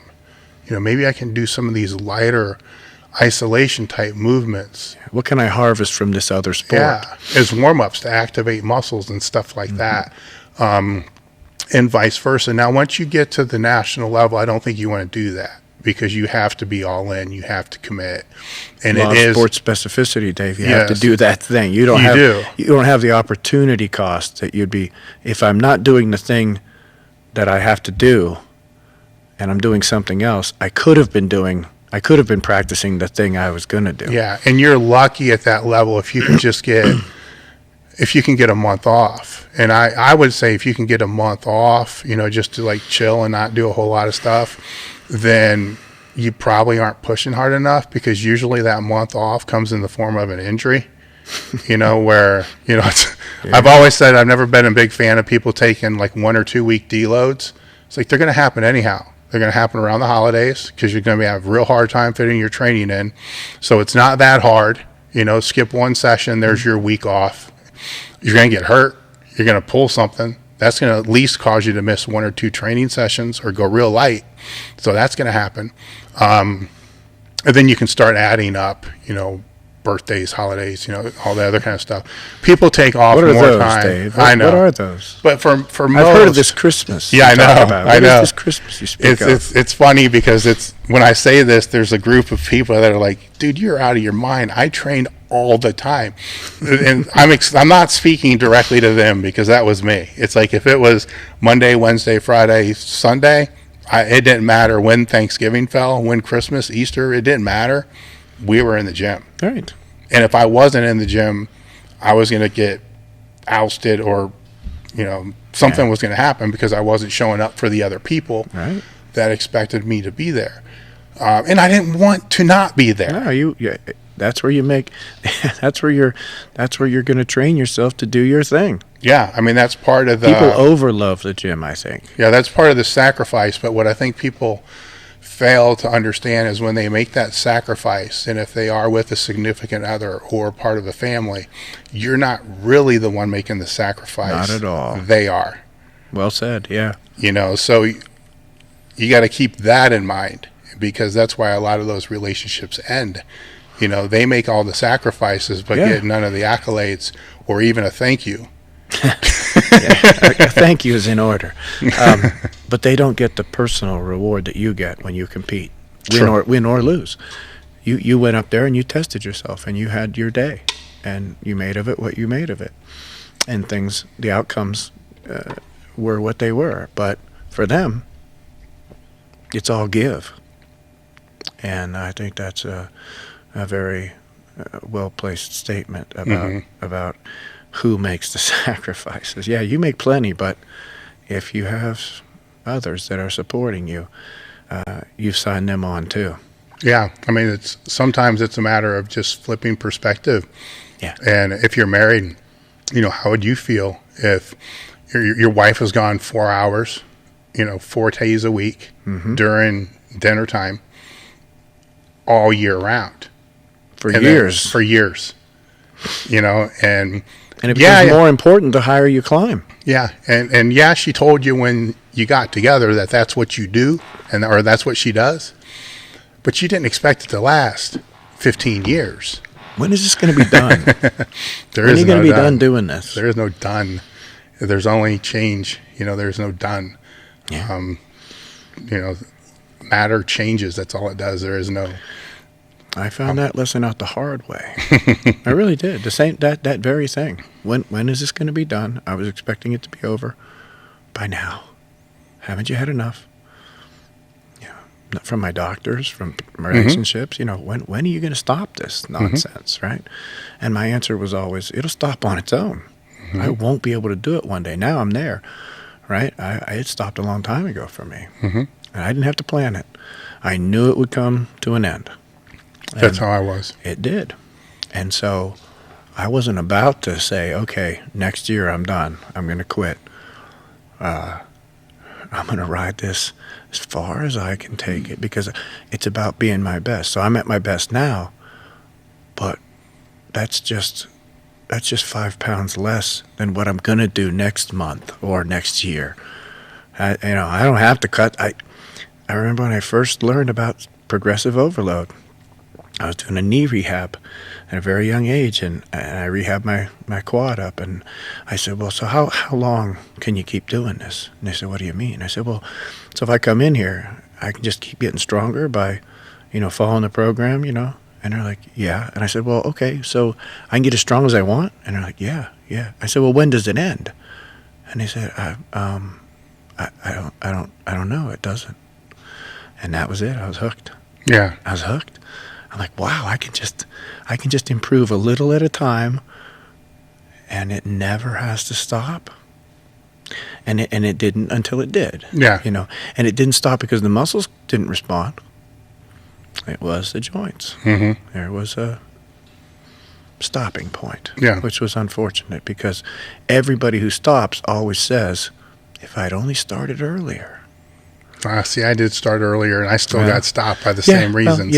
but but you wish you had another year under your belt. I don't look back and say what if, because that was a deal I made with myself before coming to Westside, because at that point I wanted to quit because I tore my pec completely off. It was complete rupture from the humerus and had to be reattached. And at the time when I had it done here in Columbus, like 90s, there was only one person in town that has done it, and he only did it 3 times before. And so that's how rare a complete tendon rupture was. How painful was a complete tendon rupture? Not at all. Okay. No pain. Because it was all from the no it was bruising. like an avulsion. It's just the whole pack was under the nipple. So they could pull it back and staple it on, or how did they? I waited a month because really, I thought that, like every injury, I thought it was going to get better on its own. And I was also graduating from college. I had finals. I had other stuff. It wasn't painful. It wasn't painful. I could not unrack a bar from a bench. And if I laid flat on the floor and had my arm out to the side, I could not lift it off the floor. But other than that, as long as the biceps and delts were recruited, it could compensate. I could carry books to class and drive a car. And so I kept thinking, since I can move it, it's got to get better. But when those 2 movements adduction and, being able to pull it out of the rack, when those would not come back at all, just dead at zone. that long, it didn't ball up and go into spasm and hurt like crazy. No, but it did start to scar into itself. Mm-hmm. So it took several doctors to be able, they had to cut the muscle to pull the scar tissue to be able to pull the muscle back and then drill the tendon into the bone. Yuck. And then, of course, afterwards, they're telling me, you're probably never going to bench over 400 pounds again. And I'm like, well, we use these shirts, and I really have never displayed what my real strength was based upon everything I've done in the gym. So I don't need to bench 400 to get a 600-pound bench. I just need to learn how to use, so technique. I'm justifying all of it, but it made complete sense to me. Yeah. But I didn't realize how damaging that statement was until I had to combat it, a year later or whatever it was. But after speaking with Louie, at that point I'm like, what, my total hasn't gone up in 3 or 4 years. Maybe I am done. Maybe the professors are right. Maybe I hit this, genetic limit, that this is where my body can go. And even with that, I argued with them, because I'm like, if I can just put my best lifts together, it beats the total. It beats my best total. Right, your best for each. Yeah, so let's say I don't get stronger. I can still go in healthier and put my best lifts together and always put 5 more pounds on each lift. And so their thing was, well, at what expense? Look at all the things that have torn and all the injuries that you've had just to do this. And so, of course, Louie had the answers like, training stupid and all this other stuff. And so when I decided to come back, it was a true decision. Like, some people make decisions, and there's really true decisions where you decide committed decisions. And when I made that, it was, I'm not going to come back. I'm not going to look back and say, what if, no matter what. So from here on out, no matter what, I'm not going to look back and say, what if I would have done this? What if I would have done that? That's not going to happen. So it took everything to a new level. So, well, that committed decision is like the bodybuilder that says, I'm going to do a show, and then in 4 weeks from the show come up, he continues to the show. yes, exactly. And this was Committed decision. Would I do things different based upon what I know now looking back? Probably, yeah, I would. Who wouldn't? But you know what? I didn't know those things then. Right. So I can't look back and say, that what if type of thing.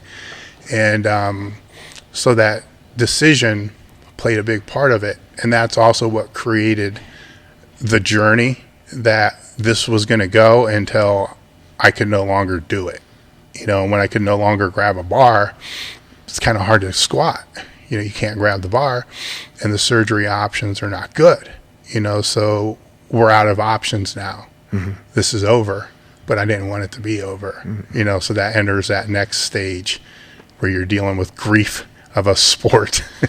It's different when you choose to give it up and when it's taken. Yeah. So that's a difference, and I can appreciate that. I was able to choose, and I'm glad. I didn't end on an injury. I didn't run out of steam. I didn't start to perform poorly.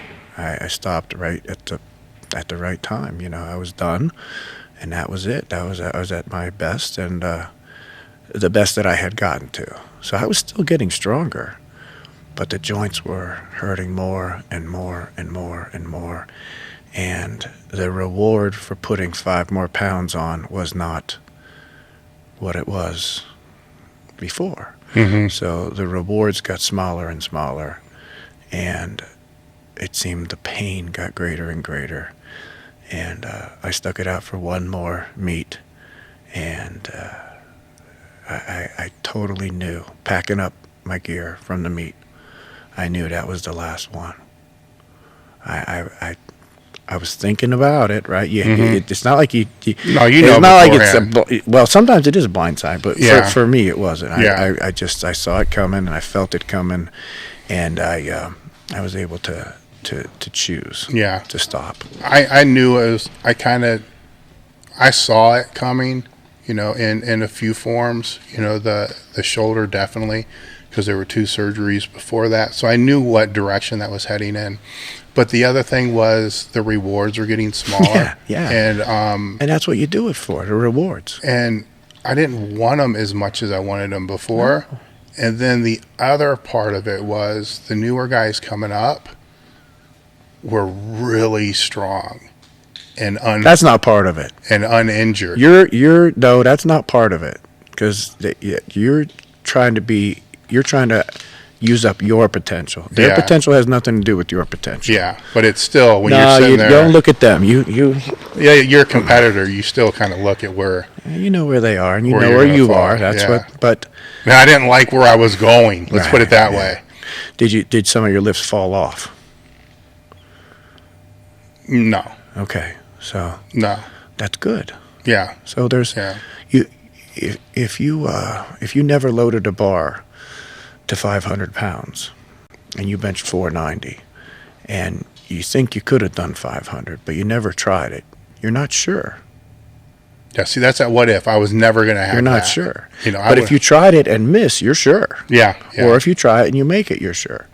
So, it's nice to end on some personal records, your quality lifts, not falling off and seeing, well, I've got to give this up now because I can't do what I used to could. Yeah, that's why if I don't know, the shoulder I always say is a blessing and a curse, because let's say it did stay fine, would I still be competing? Because I never saw myself competing as a masters lifter, and this is not cracking on masters lifters at all.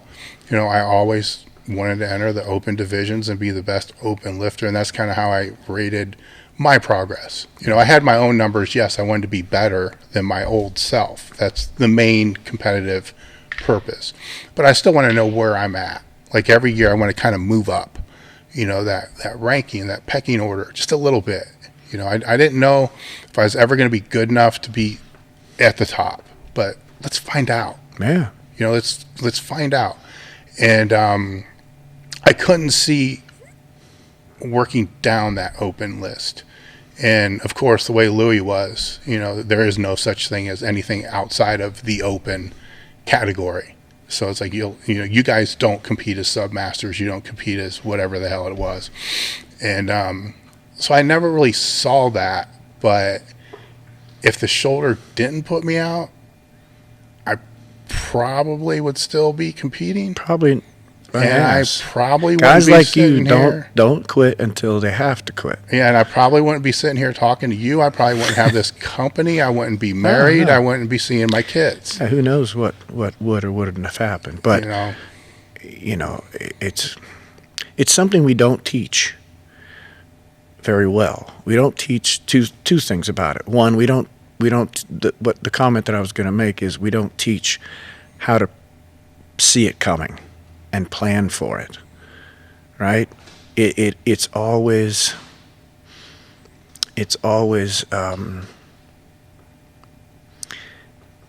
we don't tell people how to get ready for that shock of not signing up for the next meet. There's no exit plan. No exit plan, right? And then the second thing is there's no what's after powerlifting plan.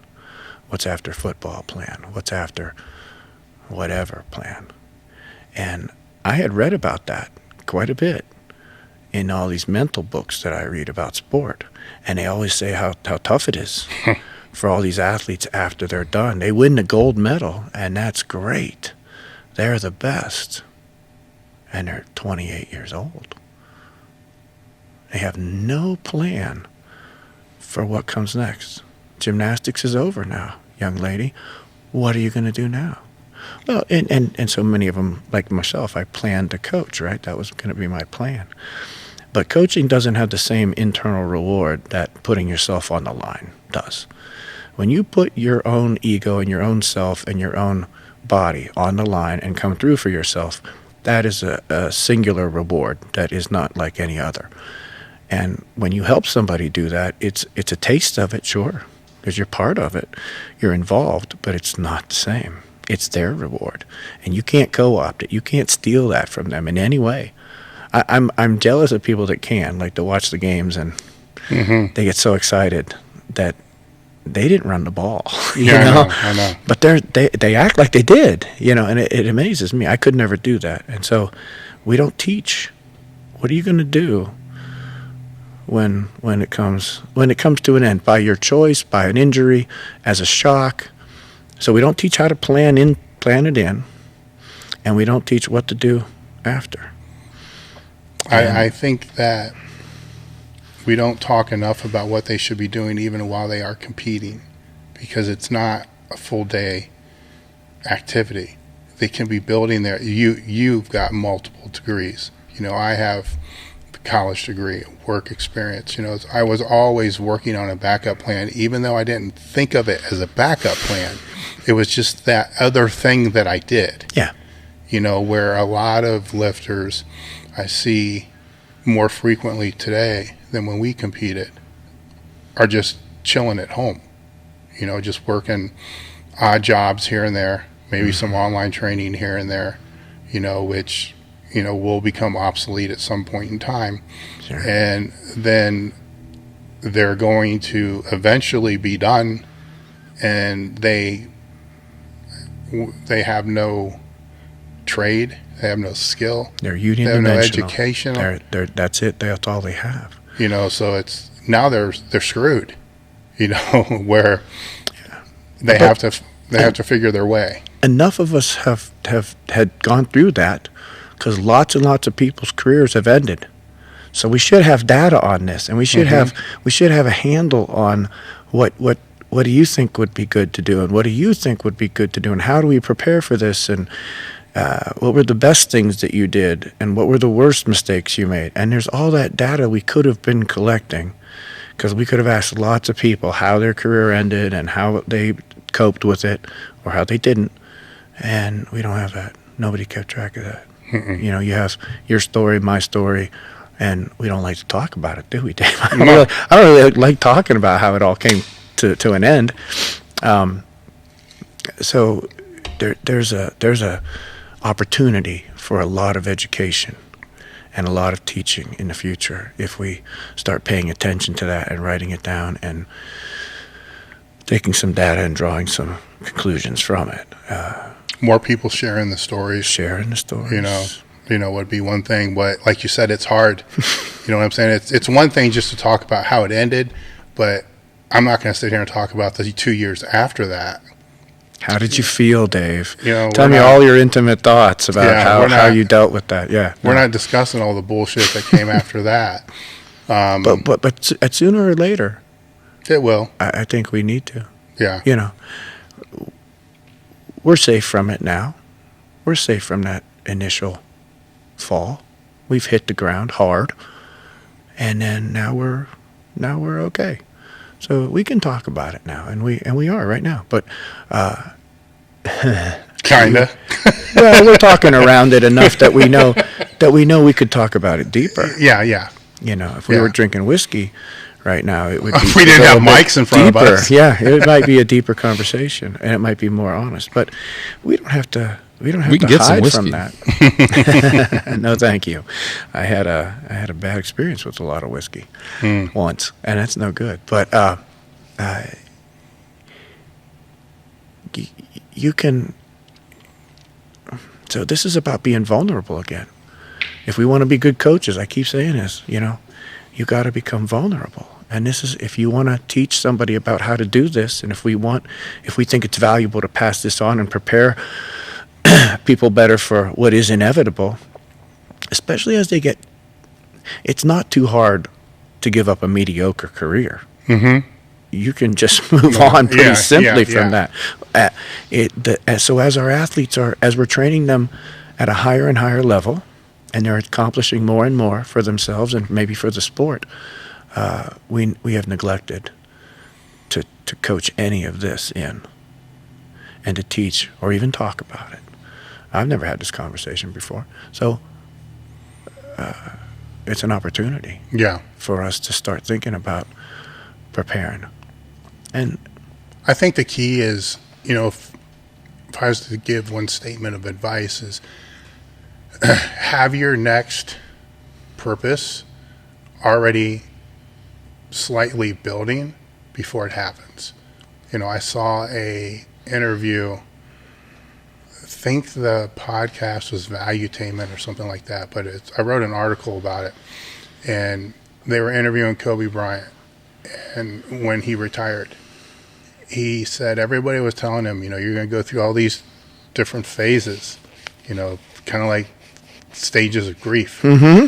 And he said, everybody kept telling me that, and everybody kept telling me that. And he says, after a while, I'm just like, yeah, okay, whatever. Because he never did. And he never did because he was he couldn't wait to retire so he could get into his art development, where he's a producer, more or less. So he was already working on a producing career, and I think he already had a Grammy before he finished playing. So playing was kind of like a roadblock, so to him it was like, okay, I want this chapter over because this is what I really want to do. Yeah, he's uniquely prepared. So he was he's really got it. He had it. Very uniquely prepared, to where it was a very interesting conversation to watch, an interview to watch, because it's so rare that you see the person. Someone helped him do it. We can help our guys do it. That's something that, and there's a little bit about it, like in the books I read, they said about, but they just told you what happened to other people, and that's good information, right? If you don't want this to happen to you, you better do something. But like you're saying, start to help them develop an outside interest. Now that is at odds with this concept of 100% sellout, and the closer you get to the top, the more demand for 100%. You don't have time to be working on a producing career, because champions get up early. Why? Because there's so much damn work to do. There's no time off when you have a mindset of I'm going to try to be the best. And so that has to start even earlier. than when someone gets close to the top. Because when they're at the top, they should be, as you said, completely sold out. Mm-hmm. No time for anything else. Kids, wife, whose Mm-hmm. wife? Oh, my wife. You Mm-hmm. mean my wife? Oh, my kids. Yeah, Christmas. Oh, yeah. No, when you're at the top, those things get really small. Mm-hmm. Yeah, and so if we're going to do that, what Kobe Bryant did, and start working on a second, Mm-hmm. the next thing we're going to do, the next chapter, you said, that has to start when we're just beginning to be And I think with entering him, the top I think with levels. him it actually did. So it becomes part of that whole that makes sense to me. maturation process, and it's not Yeah. being thrown in Yeah. at the very end. It's the one thing is, I don't want people to say they, like myself, I came into the sport very young, so the steel walls became my coping mechanism. Okay, it was my quote unquote therapy. It was how I dealt with life, was within the steel walls. Where you get It's a older, coping mechanism. Yeah, it's a coping A mechanism. good one, a positive one. Until But you weren't life you weren't pivots. dealing with the and the wrecking ball just knocks one of the walls out, and that frightened child then reappears and doesn't know what the fuck to do, because all he knows what to do is inside those four walls. And then the wrecking ball knocks another wall out, and now you're standing there with your back literally against the wall, with the whole world coming at you, ill prepared, because you're used to putting yourself in four steel walls, of that perspective. And if that is something that I recognize in somebody, I try to talk to them about that. Like, you got to have other ways to deal with your shit. Because first off, lifting angry is stupid. Bottom line, it's stupid. Okay, you got to lift Agreed. with intent, but lifting angry is fucking stupid. So you got to find some other outlet to be able to deal with your anger issues and whatever it's going to be. But it can't be something that can be taken away. It has to be internal. It can't be external. well put. Yes, It has to be absolutely internal. right. You have to be Where mindful. nobody can touch it, but you. Yeah, and this we talked about a little bit in the first podcast, Very but you got to be good, yeah. mindful. Like, when those feelings start to bubble up, what do you think? How do you twist it? How do you turn it? Do you just grab a bar, or do you say, "Ooh, wait, I feel anxiety right now. What should I do? Should I embrace the anxiety, become friends with the anxiety, introduce myself to the anxiety, or let it eat me up and just do another set that doesn't really matter?" And it's, I call it making a deal with it. You got to make a deal with yourself. You don't have to conquer it. You don't have to ignore it. I kind of like the idea of coming to an understanding with it, rather than trying to erase it or ignore it or fully embrace it and become it. I don't know that that's healthy either. So I call it making a deal. Finding a place that you can live with, that doesn't make you worse, that makes you better, or that at least keeps you coping, right? The mechanisms we use to cope, if we choose them well, we get rewarded in society. So if you have a coping mechanism that you're running from something inside you that is workaholism, you make a lot of money, you have a nice house and you put your kids through college, but you're never there for them. But society will say, well, that's okay. You did really well, and we respect you, and you're a outstanding member of the community, and you contribute, and look at all the work you've done. But that was just your coping mechanism to run from that thing. And if you choose heroin as your coping mechanism, then society will ostracize you. And you might be running from the same thing. So I think we have to be very careful what we choose. And some are better than others. Building steel walls around that around a positive experience, or at least one that the society views as positive, is a better coping mechanism than building around others, like womanizing or drinking, or Well, it's better than the other choices I had when the walls were introduced in my life. So, it's the best choice. Yeah. And understanding that, but becoming dependent upon it becomes another thing, because then it starts to become who you are. Right. And as long as you're happy with that, who you are, then it's okay.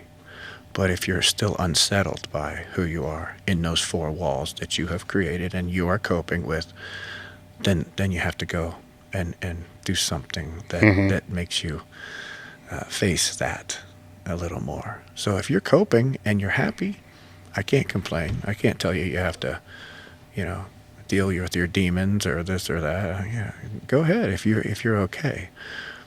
But if you're not okay, and not many people are when they're running, you get a chance, you get an opportunity to tear the walls down and become vulnerable, right? And then you deal with it, and then it changes you. I don't know that your circumstances change. I don't know that the world ever changes in relation to you. Maybe it does, maybe it doesn't, but you can change. And that happens too infrequently, I think. But I want to revisit the idea that we use the weights to get rid of stress, or to deal with our anger, or to at least put our anger in a place that it doesn't hurt others. That's better than what you said, the alternatives, right? So choosing positive, and I think the gym is very positive, and building your body and taking care of your body and paying attention to your body, I think those are all very positive coping mechanisms.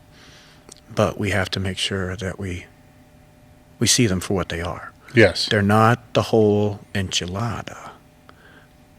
We can get a good way there, and we can avoid hurting others, and we can do something positive for the community and build up, but there's a little bit more work to do, if that's what the gym is for you. And it's not for everybody. Not everybody builds four walls around themselves that is a gym. But we do something else that helps us cope until we face, all of our, I hate the word demons, but people use it, so they know what I'm talking about when I say that. When you face your demons, when you deal with your issues, when you deal with them and you face them, and they no longer define you.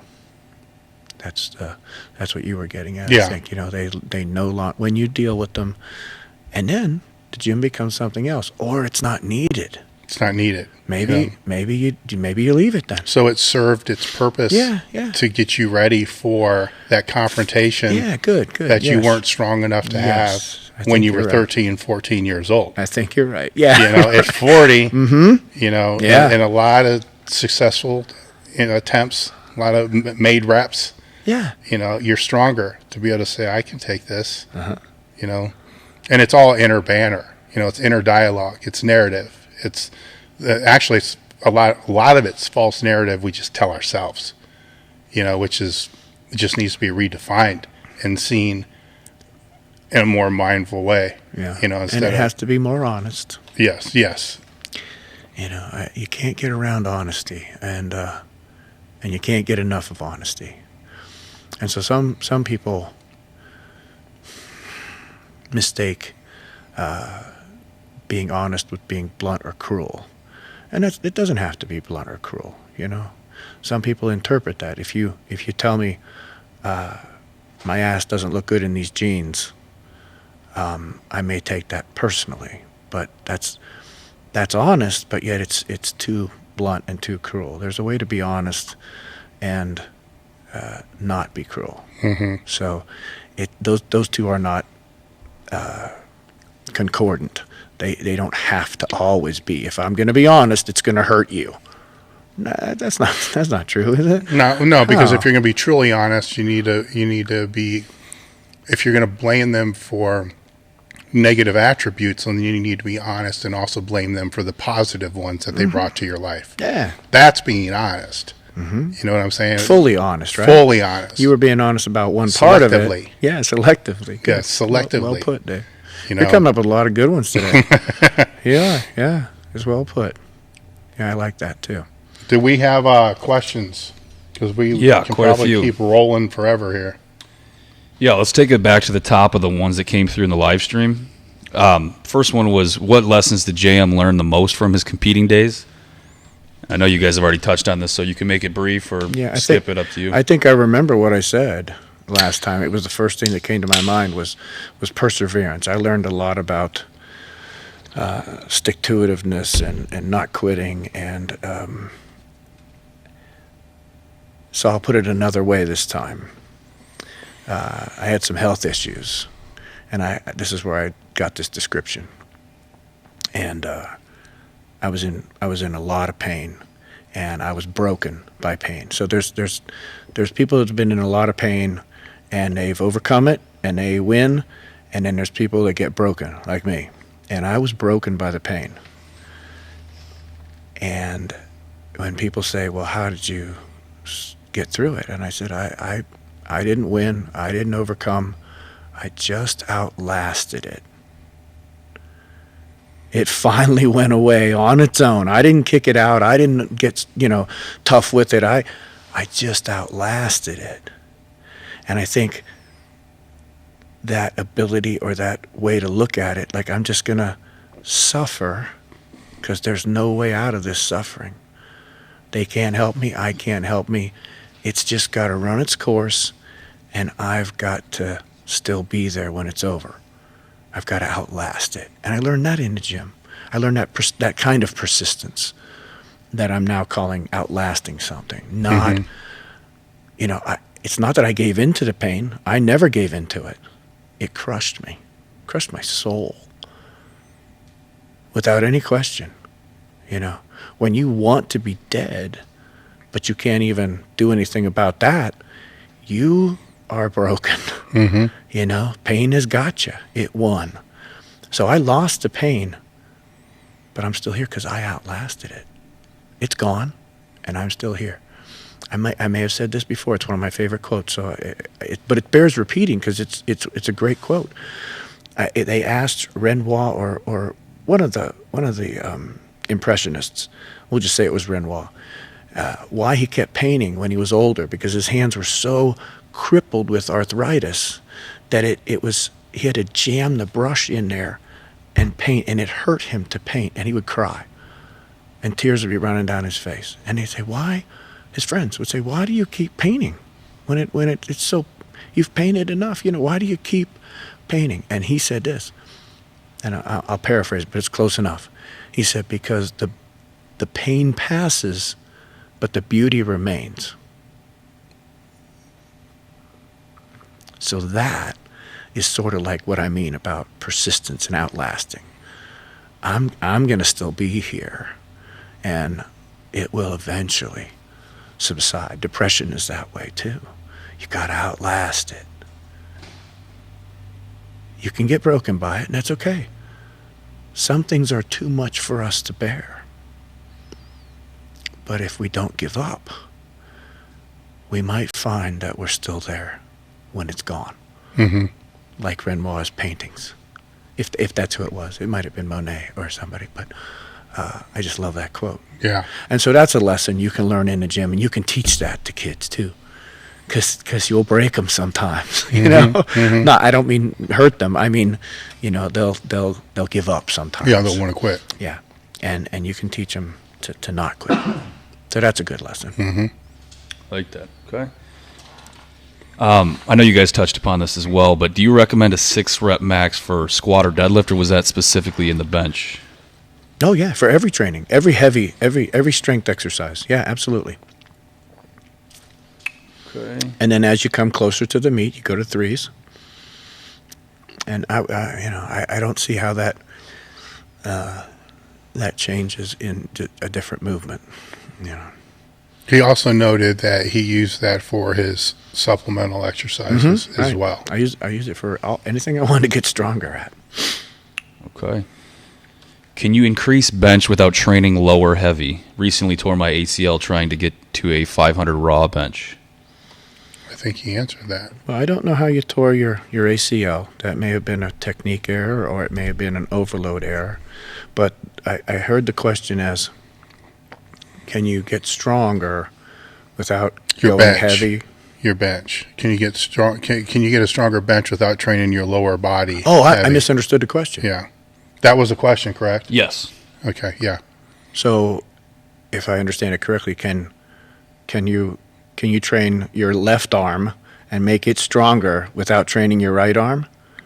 Yes. Yes. Yes, you can. You can train the upper body muscles and not train the lower body muscles, and you can grow. I think that stems from that old myth that the body grows as a whole. Maybe if you squat heavy, then every muscle grows. Right? Remember that one? A leg drive. I don't believe in leg drive. Yeah. I believe in shoulder drive. You drive your shoulders, you bury your shoulders into the bench. You plant your legs and you solidify and you get stable, but you don't push with your legs. And that can't travel up. That'll just lift your hips up and get you DQ. There's no leg drive in the bench. You can't. Well, you would have to show me how that works, because I don't see that. And that would require a lot of instability. So if you moved lower on the bench and then you drove your legs up through the spine and then put that into the bar, maybe if you could show me how you do that and maintain stability without all that movement, I would be that's dubious that you can do that. But that seems to be the only way you could justify leg drive. You're driving up through the body and somehow transferring your push on the floor with your legs up into your shoulders, where I see the bar coming straight down I see the weight coming straight down the bar into the wrist, into the forearm, into the elbow, into the shoulder, and then delivered into the bench and then into the floor. It doesn't travel down. In fact, I work very hard to keep the pressure up on the shoulders and not lose any power down that way. So I use my lower body to push all that stability up, and it doesn't go down. It doesn't get lost. So it's not leg drive. It's just leg stability for me. Leg stability for me, not leg drive. Once I lock it in, it's locked. So tightness. Tightness doesn't change. It's stable, stability. Yes. Yeah. So Okay. I was not a big believer in leg drive. Well, I don't want people to misunderstand. He's not saying that his legs are. If he was set up for a bench press and I went to try to push his knee in or out, Wouldn't move. it would not move. I squeeze the bench with my knees. So it's very, very I tight. grab the bench Yes. with my inner thighs, but then I'm done. Yeah. I'm locked in. So he's tucked and he's squeezing into the bench, feet down. I could not open his knees or close his knees if I tried, nor move him on the bench if I tried before. So it's a tightness thing, which some people will say that's leg drive. Other people will say it's tightness. It's kind of semantics. But what he is saying is you're not going to be able to push your feet into the floor and then have that force from your foot go to the barbell. You can drive your feet into the floor, which drives your shoulders tighter into the pad, which overall makes your body I just drive the shoulders down more into stable. the pad. Yeah.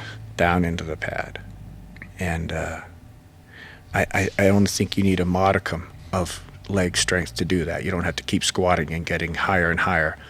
Once you've got enough strength to stabilize your body weight and lock it in and be tight, that's all the leg strength you need. And that's not too much. Yeah. So to answer the question, yes, you can build your bench without squatting. Okay. I did. And so did many others. Okay. Actually, there are a lot that I know of that stopped training their legs so they could compete in lower weight classes because they could pull. I'm one of those. Yes, they could At pull. some point, I had the realization that I'm carrying muscle mass down there. I'm carrying all this meat down there that can't really help me. And it just makes it harder to make 220 again. So I quit. All right. Do older lifters need to reduce one variable, volume, frequency, or intensity to keep the other variables at high levels?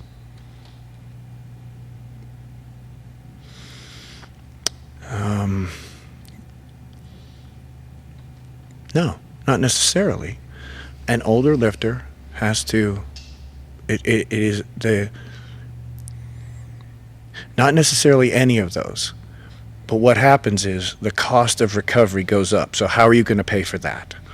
So you don't have to lower, you don't have to, if you're going on a trip to somewhere, you don't have to cut down on the miles you drive, but you're going to have to find more gas or become more efficient at your driving skills or get new tires, or something has to change so that you can afford the price of that drive.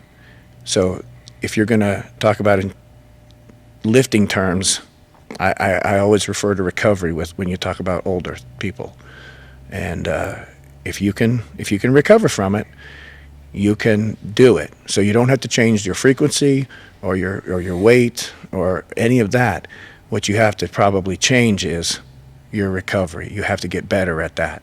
And so maybe, and the first one I would say to look at is the frequency, right? That may have to get longer. You may have to change your frequency to be able to recover.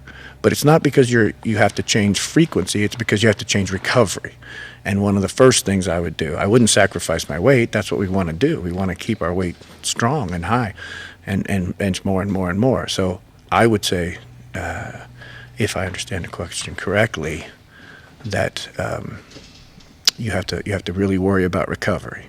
And so out of the three variables you gave me there, the first one, if you're having trouble, I would look, an older lifter will have to do something to compensate for his lack of recovery. An older body doesn't recover like a younger body. So whatever you can do to do that, you may not have to change any of the variables. If you can increase the body's, if you can stave off or increase the body's ability to recover. Yeah, and I don't like the questions that make generalizations, such as like older is, how do you define that? Like what age? Are you talking training age and so forth? Because the answer that JM just gave, it relates to any age, because it's recovery is, you have to recover from whatever you do. You know, if there's any takeaway from today, that's probably the biggest takeaway of all, is you have to recover from what you do, even if it's mental stress. You got to recover from the mental stress before you start trying to take on more mental stress. Otherwise, you're gonna turn into a nightmare. You know, you can only burn yourself out mentally. You can make yourself incapable of a good physical attempt by overexerting mentally. Exactly. Yeah, you just won't have it. And just normal life overexerting mentally. Yeah. You know, that's where we spoke a lot on, probably not enough on meditation last time, is a way to help recovery from that mental, just those short breaks, mental anguish, you know, turmoil that goes on. But the recovery's got to be there. So it can be 40, it can be 50. It's, you know, there will be hormonal changes for everybody at different ages. Some people may produce lower testosterone in their 40s, some maybe 50. Mm-hmm. Some, usually by 50, 55, it's starting to plummet, or it's already down, or 35. So that can have an impact as well on recovery. Right. You know, so see, it still falls back on recovery. I'd rather focus there, you know? Yeah. It's what are you going to do to address that first? And the first thing that I would recommend is rest. Just rest, like take more time in between. Where the last thing, and it does work, the last thing I would do would be active recovery. You know, I think that works great for younger lifters. You know, the day after you train, going out and sled dragging, long walks, stuff like that, or going in the gym and say it's a heavy bench workout and you're benching over 6 and you go in the gym, just take a few sets of 135 for 10 or 15 and knock and leave. Yeah. You know, that active recovery can do real well for younger guys. Start to get older, But that doesn't have to be done in the gym. Doesn't have to be done in the gym. The research is pretty good on active recovery. So you can flex your muscles doing other things than lifting weights. True. Yeah, and that'll get the blood flow going, and that'll have that neurological small stimulus, and that's what active recovery is going to be. So you could bring it back into the gym, but I wouldn't, because you're going to be tempted Yeah. to be locked into that gym, and you have to be there. And then you're going to make the mistake of thinking that your success happens in the gym. Yeah, one thing leads to another. And I think the success happens in everything you do after the gym. Mhm. Recovery, feeding, rest, sleep, the rest of your life. Yeah, I mean, that's just the gym is a stimulus. You have to recover it's just from a the stimulus. So there's lots of ways to approach the recovery aspect. So if one thing doesn't work, try something else. But I can almost always guarantee complete total rest works, unless you can't sleep and you need a CPAP. And there's always these outlying factors that can play into there. But even that would just mean And you got to should rest explore longer. all of them. Yeah. If you're having trouble recovering and you want to maintain your frequency and your load and your I forgot about that part. right, if Yeah. you want to keep that where it is, then explore anything All of that will allow you to keep that younger version of your training protocol alive. My only question that to throw back at that is it necessary? Because there is, a needs analysis. Is it necessary, specific? You just go through the training protocols on is the training economy already too high? Does it have to be that high? Can it be lower? Probably not, Dave. Yeah. Yeah, I think it can be. So a really good question then is, what's the least amount I can do to Yes. get what I want? Yes. I don't want to do extra. I'd like to do exactly right, right? Yeah, as you said earlier, I don't want to do this bodybuilding stuff because I'm going to have to recover from it. How close can I run it down to, if I don't do enough, I don't get the stimulus. Mm-hmm. So I have to do enough. So there's a line where I just barely make it. And one hair away from that is not quite made it. There's not much difference between there. There's a one little bit of effort that makes you not quite good enough and just barely good enough. But how close do you want to run that? Do you want to do double the work so that you're absolutely sure that you've got your stimulus done? Well, then you have to recover from double the work. So do I want to do 10% more work? What's your safety zone where you're pushing yourself, but you're keeping it as close to just barely enough, to get the stimulus and then get out? And then that's the smallest amount of recovery you'll need. Everything you do above that, you have to recover from. Mm-hmm. Every set, every rep in every set. So this is where that awareness of your body that can come from a little bit of bodybuilding and feeling your body more than blocking the feeling in your body, which is what powerlifters and a lot of athletes do a lot. We can return to that for a second, because that's useful again here now in talking about how close can I run that? Well, how do I know? Well, how do you feel? Mm-hmm. I don't know how I feel. Why not? Yeah. How long you been doing this and not paying attention to how you feel and in history? What have you had trouble recovering from before? And so that's probably enough about that. Okay. JM, what are your core psychological practices for recovery and pain fatigue management? Well, those are a lot of different things. So let's pick recovery, because that's what we've been talking about. So starting right off the bat is finding some method of unplugging.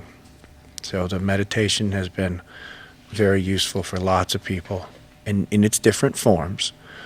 And one of the very best forms, but it is antithetical to Western thought, is to not think anything. So maybe a better start to meditation would be a focused meditation, or a visualization meditation, or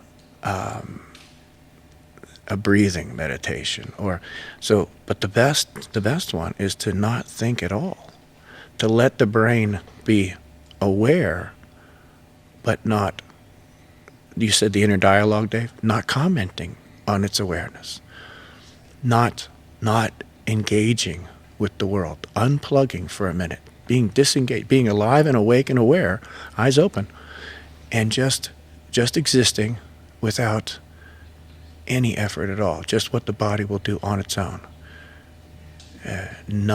You're conscious, but you're not engaging that thought process. You're letting it rest. You're letting it quiet. And I don't know if it ever goes complete. I mean, some of those guys that have done it in Tibet and India have probably got it to where nothing happens. I don't know that our Western mind can do that because our neurological wiring was set up in a Western world. So I'm not sure that our brain can even go to that place that someone who's brought up in Eastern thinking can, because their brain is going to be wired different, the physiological brain. So we just get it as quiet as possible and unplug for 5 minutes, 10 minutes, 15 minutes. And since we're talking about recovery, the lack of stress that comes from that 15 minutes every day, when you know that 15 minutes is coming up and you know you're going to get a chance to just let go and not care about anything, that can get you through the next day, right? Just looking forward to those periods that you've set up for yourself of unplugging, and you look forward to it. You could take a bath, or you could, but don't engage the conversation with yourself. Don't engage commentary. Don't engage. And when you engage, just stop and remember to let go. And that's probably the best. But there's lots of other meditations that are great. You can meditate on a part of your body. Anything that you concentrate on really hard can be a meditation, because what it does is it blocks out the other stuff. I think the Chinese say this 1,000 things. That means the whole universe when they say 1,000 things. And they say to get rid of the 1,000 things, to make them disappear, think very, very strongly on one thing. And that's where the candle flame, you can look at the candle and you just see the candle. And then you try to watch the candle as the flame moves. It's not a real thing. It's not shaped like that. It's moving, and you can try to see through it, and you focus so much on it. You start to absorb the qualities of the flame that isn't really there. It's just light and heat. There's nothing there, and so you start to absorb that, and you focus so hard on that you forget about your bills and your left foot hurting. I mean, you focus so intently. I used to call it walking across the tightrope. When you walk across the tightrope, if you don't concentrate on the very next step in front of you, you're going to fall. And so you're not thinking of the other side of the canyon. You're not thinking about what's behind you. You're not thinking about your shoulder or your hip or you're thinking about one thing, that next step on that wire. And that draws your focus and attention down so small because of a necessity there, right? That you forget all the other things in your life, all the people, all your history, all your past. You don't have to carry that for a minute. You can let go of the past. It's not even part of you anymore, because the only thing that you exist only as that next step. And if you don't, you fall off. And so that's one of the values of focus. It gives you a respite from some of the other things. Now, that one thing is so big, it's your whole world. And that may not be what you want, but it's a good way to get rid of all the other stuff. And then you can remove that one thing. How hard is it to remove one thing? One thing. Just forget about one thing. That's all that's left is that candle flame. Now, ignore it. Look right through it. Do not let it register. Sort of by force of decision, you choose to ignore it. And then you got nothing for a couple of split seconds maybe. But that's beautiful. And that's recovery. That's renewing. That's resting of this thought process that's always stressing out, always going on. Even when you're asleep, you're brain's working, dreaming, and all kinds of brain waves are happening. And they still go on when you meditate too, but they're closer to those restful, unconscious brain waves, the alpha state and delta state. So that's a really good, and I like the idea of looking forward to it the next day, because no matter how stressful, you're going to get that little bit of time that you set aside, and you know what that feels like now. You know that I don't have to think for 15 minutes, and sometimes that can be enough. It's interesting that you mentioned the candle, because when I was in high school, I bought Dr. Judd's book. I think it was 2001: A Sports Odyssey, whatever one was on visualization. Yeah. And he used a candle to be able to introduce the visualization state, which is what I used a lot of back then. To settle your mind. Is to settle my mind, because for those people that have asked me questions about visualization and all that kind of stuff, there's a few things I'll say, then I'll let you kind of take it from there. Is you can't really get into a visualized state or learn to visualize until you can clear your mind of a lot of the clutter. So I always used the candle as my way in. So I would stare at the candle until I could focus just on the candle, and then just on the flame, then just on the flame, then just on the flame. And then when I could declutter as much as I possibly could, so most of it's gone, then I always used a trigger. I would picture, in chalk I write FU on my on my leg or chest or whatever it is before I do anything big, so I would picture the FU being written in chalk, and then I would go into the visualizing the workout or the lift or whatever it was. Then when the lift was over, the session was over, I would visualize the FU again, close it, come back out. That way that FU would be my trigger. If I needed to use some kind of trigger. So if I'm getting ready for a big lift, people ask me, like, why do you write FU on your... As soon as I write that on there, my brain... clears. It's thousands of times I've been in that state. And it doesn't send me to an aggressive state. It sends me to a state of what I've seen before. But what you practiced in your mind. Yes, but the other thing that I did with the visualization that I was taught way back then is you can't always... and you may disagree, but there's many different forms. You can't always visualize success. You have to visualize missing sometimes, because you have to prepare your mind for anything. So you're not scared to miss because you've already seen it happen. I'm not saying you spend a whole thousands of reps of watching a bar. Could I rephrase what you said? Yes, please. How about because the visualization is it's kind of important that we visualize the positive. Yes.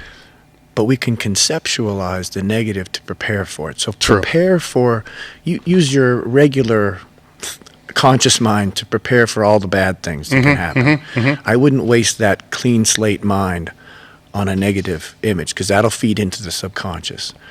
But absolutely prepare for everything that could go wrong, right? Yes. Absolutely be ahead of yourself in what's the plan if this happens? What's the plan if this happens? You have to, I call it's a joke from the movie I like, Joe versus the volcano. He says, you got to be in a flexible frame, and it's an oxymoron, but you got to have structure, but you got to be able to adapt in the moment when things didn't go as you planned. Misloads. Yeah, and so what do you do if that happens? And I have run through those. So I use that, and it is a visualization. It's just different. It's an imaginatory experience that you have, but I wouldn't do it in the meditative state, the alpha brain state where you're clear, because then it can get into the subconscious deeper than you want it to, and it'll grab anything.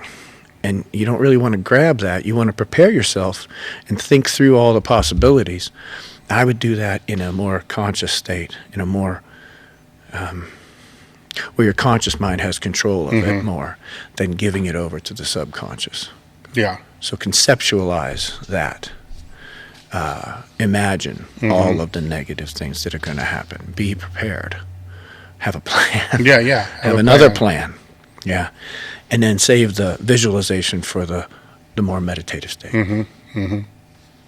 But that was kind of my way in, was the candle. Now there's a lot of ways. I've heard of people staring at pencils, and that it's actually, I think it might have been the same book. If you hold a pencil in the right way and just keep telling yourself in your mind over and over and over and over, I cannot drop the pencil, I cannot drop the pencil, I cannot drop the pencil, and then actually try to, while you're still saying that, you can't open your fingers. So that's the power of suggestion. There's a lot of shit. I've said it many times. I'll say it again. I think the conscious mind is the smaller part of us. That's where we always are, and that's how we recognize ourselves. But our subconscious mind is, in my opinion, way, way bigger and way more powerful as well. It has all the power. And someone wrote a book about the conscious mind and the subconscious mind, about the subconscious mind is the elephant, and the conscious mind is the dude sitting on top of it, steering it. So all the power is in this giant elephant, huge, and this little guy, or a child even, sitting up there. But he's the conscious, telling the elephant where to go, steering it. And if you let that elephant get going in the wrong direction, it's going to be hard to consciously steer it back. That's why I think it's more important than we have realized, what we feed our subconscious. In the media today, and the things that we expose our children to over and over and over again, I think it's beyond dangerous. And the research is there. The research is there. I used to watch the Wile E. Coyote and Roadrunner cartoons, and he'd get smashed on the head, and he'd fall off a cliff, and he'd get chopped up into little, segments, and then come back together and do all. But you see all this, and they were talking back then about it being too violent, like the Roadrunner cartoons, too violent. What would those people say now to some of these video games? They would flip their lid. They were upset about it before, and they thought it might be bad for kids. And as it turns out, it is. And now we just feed them. We're feeding their subconscious, and they're getting that elephant going. And no wonder we got kids shooting up kids in schools. I'm not surprised by that. And I don't know if it's more epidemic now than it was ever, but I think we can do better. I think we can slow that enormous influx of violence and death and blood and gore down some. It's not going to hurt anybody to take that away a little bit, because it's just inundative. I don't know the number, but it's easy to look up. How many violent acts a kid has seen by the age of 15 on TV? How many people have been murdered? How many people have been raped? How many people have been, punched in the face? I mean, they see thousands upon thousands upon thousands of these, and they're numb, they're anesthetized, and it doesn't shake them the way it does you or I, because we saw less, and our parents, probably saw even less. Unless you went to war. When did you see a dead body? How many dead bodies have you seen? Not too many. If you watch a movie, you might see, like those John Wick movies, I don't know what the body count is, but they talk about the body count in them. How many dead bodies the guy creates out of his actions. And if you're going to heroicize that and reward that and glorify it, then you should not be surprised with what you get. And so I think that subconscious feeding is super important. And we can choose it. As a power lifter, you can choose more and more and more positive things to feed in there. And you can ignore and purposefully exclude negative things. By choice. It's not that hard. I know. Turn the TV off. Don't go to that movie. Right? And so we're never going to escape our chimpanzee nature of something about violence is inherent in us still, because we're still animals. Evolution has pushed us away from it, but we're not that far from the chimps still. We still struggle with that. So something that is in our nature has a very close relationship with violence. And it has been one of the reasons we are still here and successful, because we were violent. And that made us survive. So if you and I are climbing a tree and there's one apple, one of us is going to go hungry, Dave, right? Now, is it going to be the more violent or the less violent guy? I'm going to vote for the less violent guy is going to go hungry. Mm-hmm. So it was useful, but it's just it may not be very useful in the society we have now, but we still got it inside us. So we love MMA, and we love combat, and we love competition. We love it. Yeah. Why? We don't have to compete for food anymore. We don't have to compete for anything. So one good outlet for that competitive chimpanzee nature and that violence is sport. That's a nice positive way to spin it. And a bad outlet is going into your high school and shooting everybody up. Mm-hmm. So yeah, and we can choose a lot of that, I think. Good way to put it. Could you both go into more depth on what you did for tendon strength? It's been mentioned on the podcast before that you did push down sets of 100 plus with bands to keep triceps from tearing. You want to go first, Dave, or? I guess I can go first. I really didn't worry a whole lot about my tendons until one actually popped off. Then I started to become really concerned about it. And essentially there's, I guess, 3 ways that I know that helped with my tendon strength. One was ultra high repetitions, trying to use the least amount of muscle force as I possibly could. So a high rep reverse band press, like JM was talking about, that he used as a strength builder. If I zeroed out that bar and did that just did the regular bench press to where the bar is essentially 0, so the band can actually pull me through the full range, but then did 100 repetitions with that. The first time I would try that, my triceps would start burning at 60 reps, which meant I was contracting too much. I was contracting too hard. The muscle was doing too much work. The blood flow wasn't going to get to the tendons as much as what I wanted it to. So I would have to focus on only pushing with the couple pounds that are necessary to move the bar to get the repetitions to 100. That's a little more complicated, but that's what worked the best for my pec tendons. For elbows, the tricep banded pushdowns worked because you're essentially taking the eccentric away as long as you're not resisting. And you can push those up to 100, 150, 200 and recover the next day. Have no soreness at all. If there's soreness, you did it wrong. Ultra high repetitions are one way. The other way would be isometrics, done for short pulses, say 3 to 5 second pulses with no weight.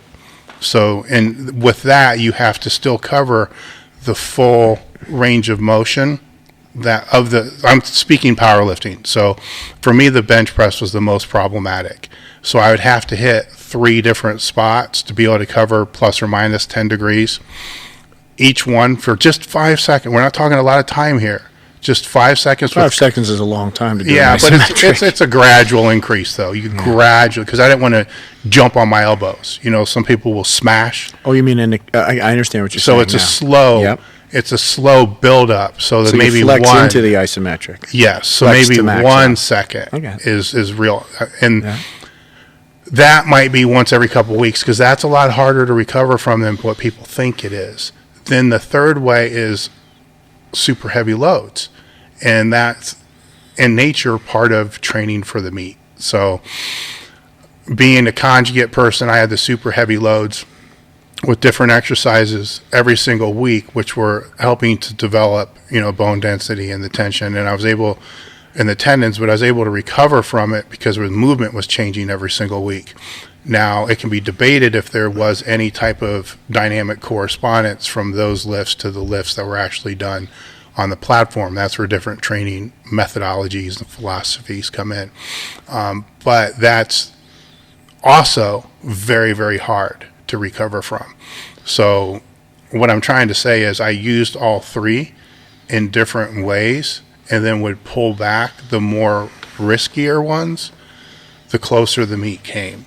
Because the closer the meet came, it's not that I became more paranoid, it's the risk increases even more because the time is, it's like the movie High Noon. It's like the time is getting nearer. Yeah. Do I really need to be doing this isometric work right now when I can just do banded push downs? No, you do not. No. You know, so boom, they get pulled out. Yeah. But I did do all three different variations because I didn't want to ever adapt completely to one. And these aren't things that I wanted to use progressive overload on because it's going to require, for the banded push downs, a heavier band. It's going to be really hard to not have that contraction that I'm trying to avoid because a tendon is really hard to get blood into. Very, very hard. So those are the only ways. And even the single reps aren't really putting blood in the tension. It's just building the stability around the joint to be able to keep all the structure from allowing that tendon to actually blow up. And managing weight, I guess that's another one. You don't want to gain too much weight too fast the last week before a meet because now all of a sudden you're in all your muscles are just, the glycogen's just blowing the muscle apart. And then when you go to flex, that's even more torque. What changes the angle? Yeah, it changes the angle. That you're. So there is going to be some variance. That's the nature of the beast. That's the nature of the sport. But you don't have to put on 25 pounds 2 days before the meet. I'll let you go with. Well, I'm going to end up with the first thing you mentioned with trying to get load to the tendon without the muscle. So I'll come back to that last. I'll just say heavy loads absolutely build tendon strength. Mm-hmm. So it follows what's called Wolff's law of bone, but bone is a connective tissue. So and connective tissues are cartilage and all type 3 and 4 collagen fibers in the ligaments and tendons. So load them up, but load them up safely. If they're getting hot, they're getting inflamed, you're doing too much. If you've ever had something called a Golgi tendon reflex, you'll know it because you begin to take a weight up and you literally cannot control it. The muscles just shut off and the weight falls. It's not like you feel it go. It just, you think you're going to make it. You're on your 4th rep or something, and you've been overtraining these muscles. So what happens is there's a little, they call it a Golgi tendon organ, and it's connected to a nerve, which is connected to your spinal cord, which does not go up your brain. It's a reflex. It goes to the cord and back to the muscle. So it's in the tendon, but it goes back to the muscle, and it's there as a protective mechanism so that if there's too much tension, it measures tension. If there's too much, and the muscle spindles do this too, but this is the tendon we're talking about. So if there's too much tension on the tendon and it senses a distortion, it'll send this nervous impulse to your spinal cord, which comes back to your muscles, which are causing the tension, and tells them, cut it out. And it shuts them down. You can't keep trying because you're already sending the signal to contract. Well, it subverts that, and it cuts in, and they just drop. So if you've ever felt that, where you didn't get tired or it just quit on you, and you don't know, I couldn't even explain it. That was the Golgi tendon, and you're in danger of rupturing it because it's been inflamed, you've kept training, and now there's too much load on there, and it thinks maybe it's so it's trying to save you. And if it doesn't flex fast enough, you can tear it. A common exercise, just to kind of help people see what you're talking about, is a close grip bench press for reps is a pretty good example of what you're talking about, because you would just be trucking away, and then bam, done. But this is a little different than fatigue. Different. Yeah, this isn't a build-up. But it's the same stopping, except Now, if you haven't had it, it's a shock. You're moving fine, and then the bar falls. You go soft. Okay. You don't just get tired and run out, like hit a wall. It's not hit a wall type of stop. It's I'm going up, boom. It just fell on me, and you're shocked. Because you were sending a signal, and every time you send a signal, you get some contraction. Well, not this time, because you're not sending a signal. The Golgi tendon organ goes to the spinal cord, comes back to the muscle and says no. And it falls, it drops, and it's dangerous in itself, because you've got weight, but it doesn't want to rip that tendon. So it's sort of a protective mechanism. And there's another one with the muscle spindle. But so if you're in that position where you're getting your tendons lit up by the loads, it's time to back off. And you can't build them anymore. You have to just let them catch up. But if you can, so loading them, heavy loads, the best way to build tendon strength, period. There's nothing better. Then, secondly, you said isometrics, which is a great way to build tendon strength, because you have a huge amount of tension on the tendon, and it responds to tension. I was going to say that about Wolff's Law. Wolff's Law of bone is wherever the more tension there is, the bone will thicken up, or the cartilage will thicken up, or the ligament will thicken up. It responds to tension. So if you put more tension on something, it will thicken up. If it's a bone, if it's a ligament, if it's a tendon. So it responds to that tension. So you can create huge tension with no weight by just flexing isometrically. Okay, so that's an outstanding way. But that doesn't address your first point, which was how do we load the tendon but not the muscle? Well, it's actually impossible. But how about this? Let's think this through. See what you think. I did an exercise that I adapted from a high rep exercise that when, I don't know if you remember this, but when the Swiss balls made their way to West Side, George and Kenny and Lou were doing these dumbbell presses on them. Do you remember that? Oh, yeah. And they were kind of bouncing them off the bottom and getting these high reps, but they would do a static hold, an isometric. So I adapted that in this way. I got on the ball, and I fatigued the muscles with high repetitions. Okay? Then I let all of the slack, I let the stretch happen as deeply as I can on my pec tendon. So when we're talking about the tendon, we're talking about this one. Yeah. And so I let that just stretch, and I would hold it there for 2 minutes, 3 minutes, 5 minutes. After being in that position for 5 minutes, guess what happens? The muscle's exhausted. It relaxes. It can't hold it. And if you keep it there, it's pretty much shifted over to the tendon. So now you get that time of tension not on the muscle because it's exhausted and it's stretched, and you already put it in a stretch position.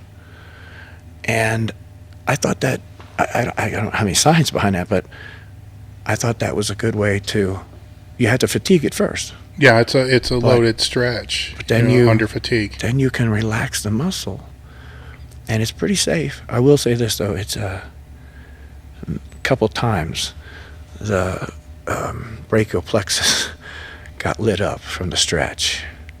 Yeah, well, you were probably using 150-pound dumbbells, or I'm sure. 225. Yeah, I'm sure you were using great dumbbells. What? So that would be my answer. One of the things that I do now for my shoulder joint is I'll use the PacTech machine and just single arm eccentrics, lightweight, just 4 or 5 plates, not that much. But if I go slow enough, I can get the muscle to relax, fatigue pretty quick. All right. So I want to get it to fatigue, and then just eccentric fatigue. I'm going right after it. Screw the concentric. I just want the eccentric fatigue. And then when I get there, after that, I'll go back until I hit threshold, like, oh shit, this hurts. Come 10 degrees out of it, 5 degrees out of it, and then do basically a static iso. Just do a loaded stretch, holding right there, for like a 90 count. That's 10 degrees out of the full stretch. 5 to 10 degrees out of threshold where there's pain. I don't want to go to pain. I went to pain. Yeah, I didn't want to I go. had a complete stretch. Yeah, well, this is now for my joints now. Oh, yeah. All right, so I don't want to go into pain, but if I can go 5 degrees north of pain, I'm still getting 5 degrees deeper in the pain with that 10% variance that you're talking about. And that's been able to maintain my joint integrity. I don't know how much it's really helping tendon strength because I'm not pushing the tendons to be able to know that, but that what you just said was a reminder of that.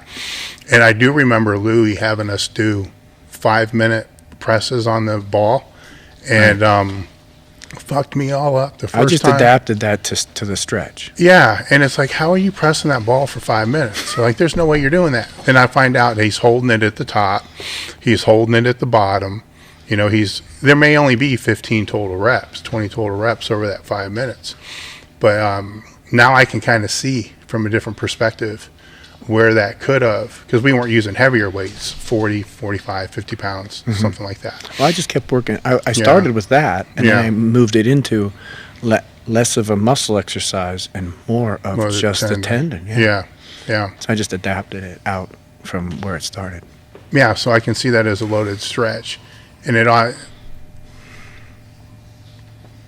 can see that. And maybe 5 minutes was too long. Yeah, well, I mean, you got to know, you got to push the extremes to know what the. Well, it's just like anything else. You start with 1 minute and then 2 minutes, and you keep. Yeah. Because you're a competitor, so you keep. But when you're playing with tendons, it's, tendons are not the coolest thing to experiment with, because a mistake made there. It's a torn I never pec. had a problem. It was a torn pec. But that would be, I could see that as being another one for the pec tendons. But I don't see today a lot of pec tears like I used to see. No. With single ply. Single ply shirts were probably when it was at its all-time high. It's like every meet we went to, somebody was knocking a pec out. And then as it became really bad. Yeah, then devastating. when it became multiply, it really, really reduced the number of pec tears.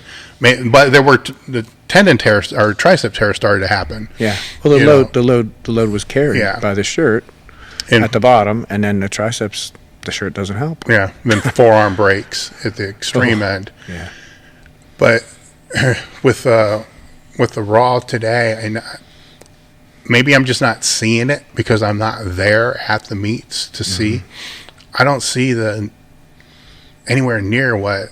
And my theory is the single ply shirts cut into you so hard. It was almost like a razor blade, where it would bleed. It cut in you'd bleed sometimes. I think where that indentation in the shirt was pushing right down, and the shirt was actually severing the tendon. That's my theory, because when multiply happened, that seam went away and it all became what's under the triceps, to be able to push up, and it came up here. Yeah. So it shifted from here, across the it wasn't pack. even touching sometimes. Yeah. With the lower shirts, it would just there'd shoulders. be a gap between your axillary. Yeah, so all the real tension went from the pec tendon to the shoulders and triceps. And where now, they're not lifting weights that are over and above what they're capable of physically. Where the shirts, if you're getting a 200-pound carryover and you fall a little bit out of the groove, something bad can happen. One of three things can happen: you make it, you miss it, or you get hurt. Those are the only options that are available. 2 of those are bad. 2 are bad, and that's powerlifting, gear or not. Yeah. One of 3 things can happen, and 2 are bad. Okay. What are the similarities you've noticed between the best in the sport of powerlifting? The top competitors. That's pretty easy. I'm pretty sure that I got a new doctor when I moved, and he doesn't want me to lift weights anymore. And he's a triathlete, and he's my age, and he says, you got to start doing triathlons. And I said, well, you're crazy. I got 2 replaced hips, a replaced knee, I got a bad back. and I'm 280 pounds. What are you talking about? He said, no, you'd be great at it. I'm like, what gives you that impression? And this is what he said, though. He said, because you have the most important asset. You have a mind that will drive your will. And so he's of the opinion that anybody who has the heart of a lion can apply that heart in any direction, and I could lose the weight and I could build the endurance and my hips would somehow adapt, or, but I liked it's absolutely untrue that I could ever be very good at that. But I like his attitude of saying the most important thing is having that heart.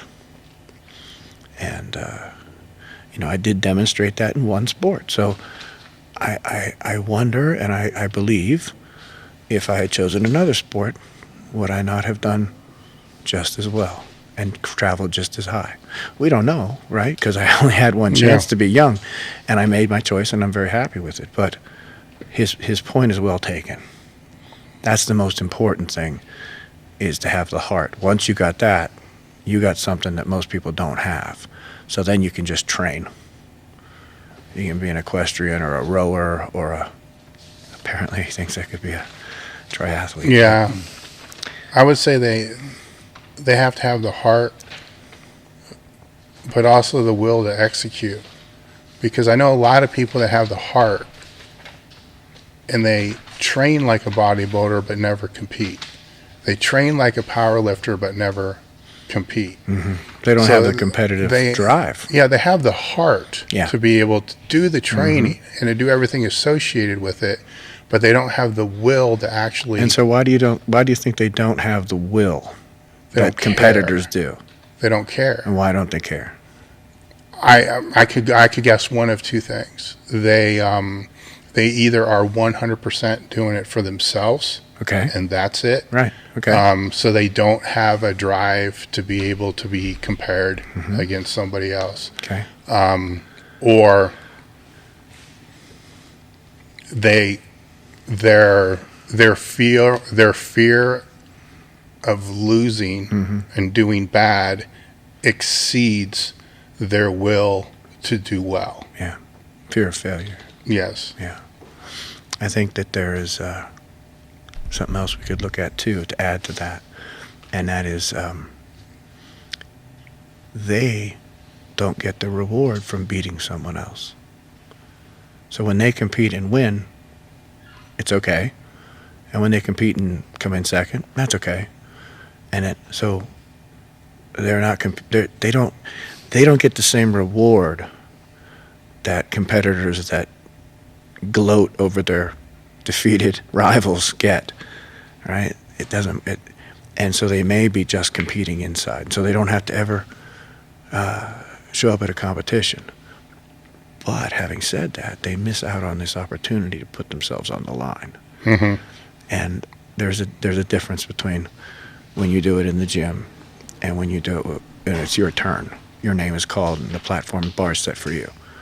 And everybody's watching it. And that's a different scenario. Yeah, there's a big difference, and every now and again a question will come up that says, well, who has the right to be able to say they're a power lifter or a bodybuilder?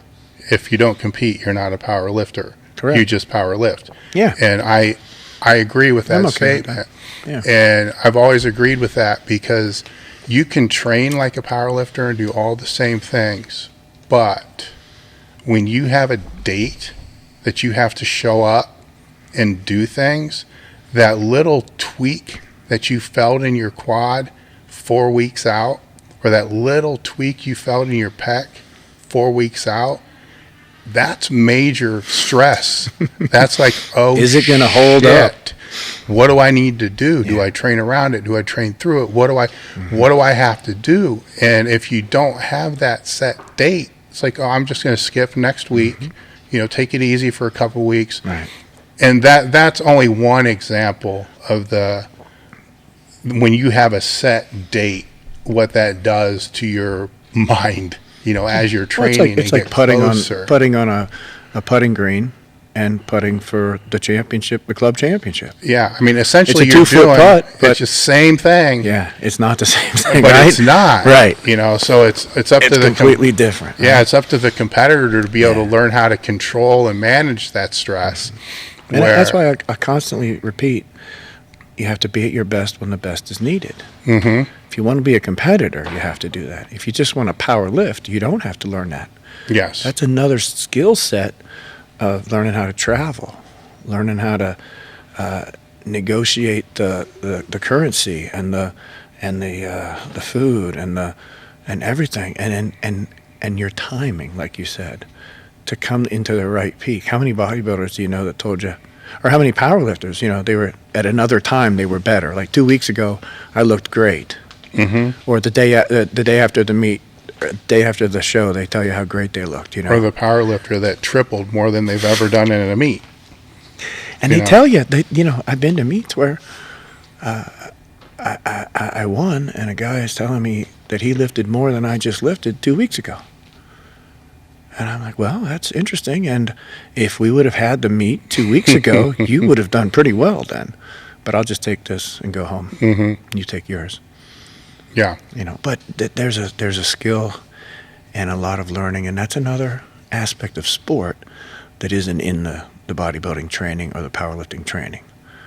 The competitive mindset, the will to put yourself on the line, and then applying that drive. Yeah. I mean, you're putting yourself out there too. Yeah. So you can talk all you want, but the truth is going to come out on the platform. Mm-hmm. So you might be the strongest person on Instagram, but I have a new T-shirt for you, Dave. you can have this one. You ready? Yeah. It's Jax's, but deadlift. A bar, or the bar, the floor, the truth. Mm-hmm. Yeah, I hate the deadlift, so.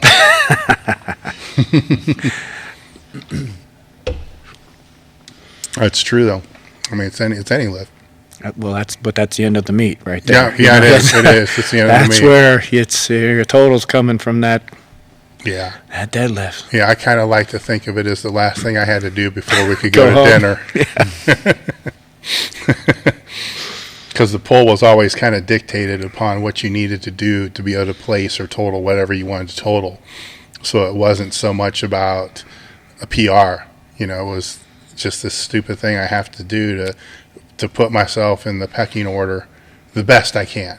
Yeah. And so I never liked it to begin with, so I guess that's one thing. Well, if you got a good squat and a good bench, yeah, oftentimes you're set up for the deadlift. You Yeah. don't have to perform, but that's not You that's better not have the a case good- when some guys just like you, Yeah, and you're both coming down. Yeah, and they got a bigger pull. Then we find the truth. Yeah, yeah. All right. Who does JM think the top 3 benchers of all time are, regardless of gear, raw, federation, testing, rules, time period, etc.? I'm sorry, I just don't care. So I think. Do you have a number foolish. one? Do you have a I number think one? it's foolish to try to compare different eras and different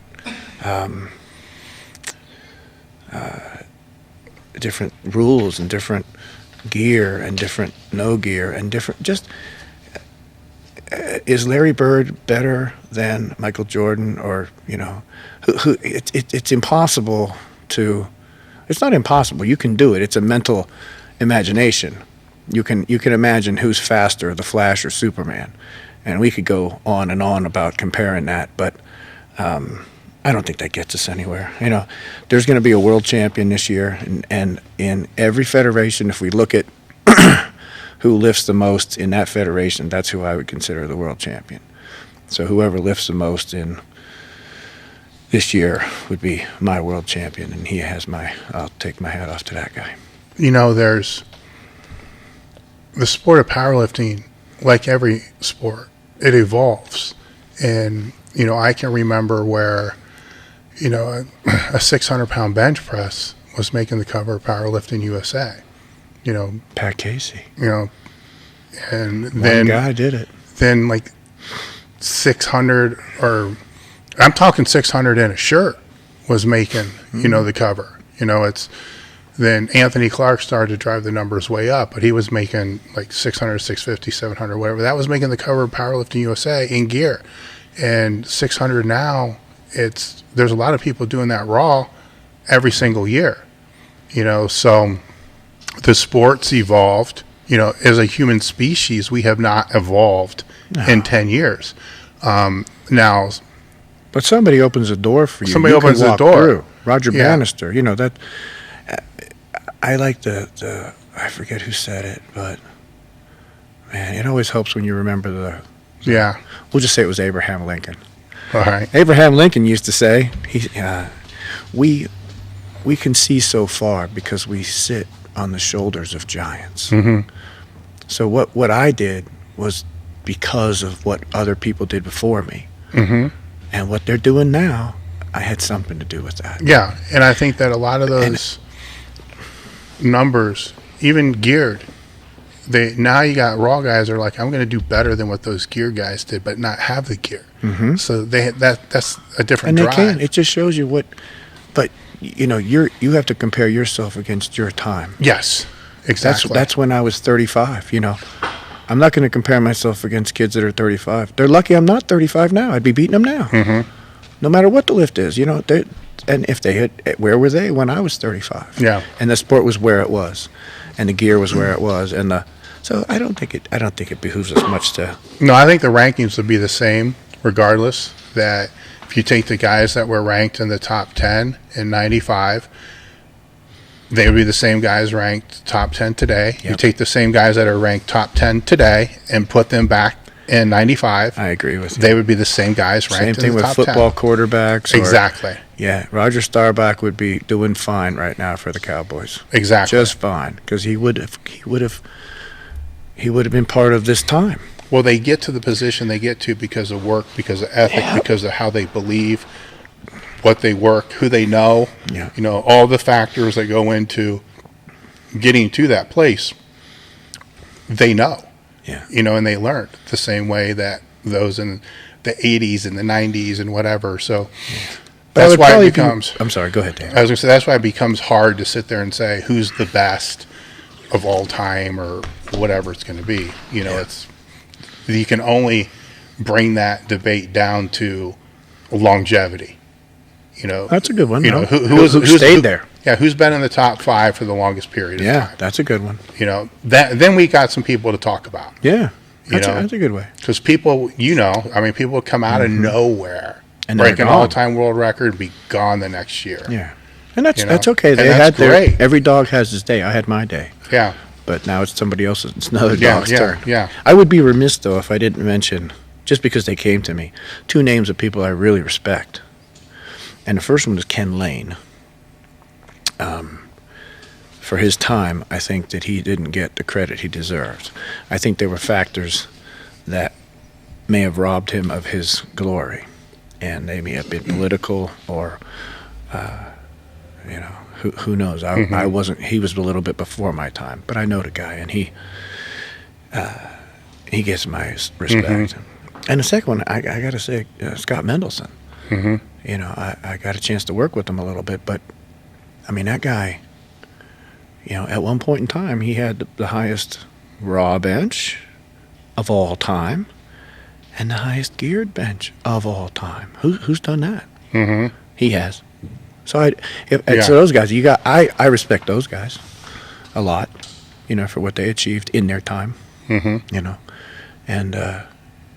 there's probably more if I sat and thought about it, but those two just popped in while you were talking. If I missed some people that feel like I should have mentioned them, I'll think of you later, but I'm sorry at the moment, and I'm sure I'm missing somebody, but I had to mention those two because they really, they just popped in my mind, so I brought them up. What about you, Dave? I'm kind of like he is. It's for me. It's the people that during their time. I think a little bit differently though. But to me, it's never been. And could be because I never thought I could ever break an all-time world record. So I've never been impressed with all-time world records.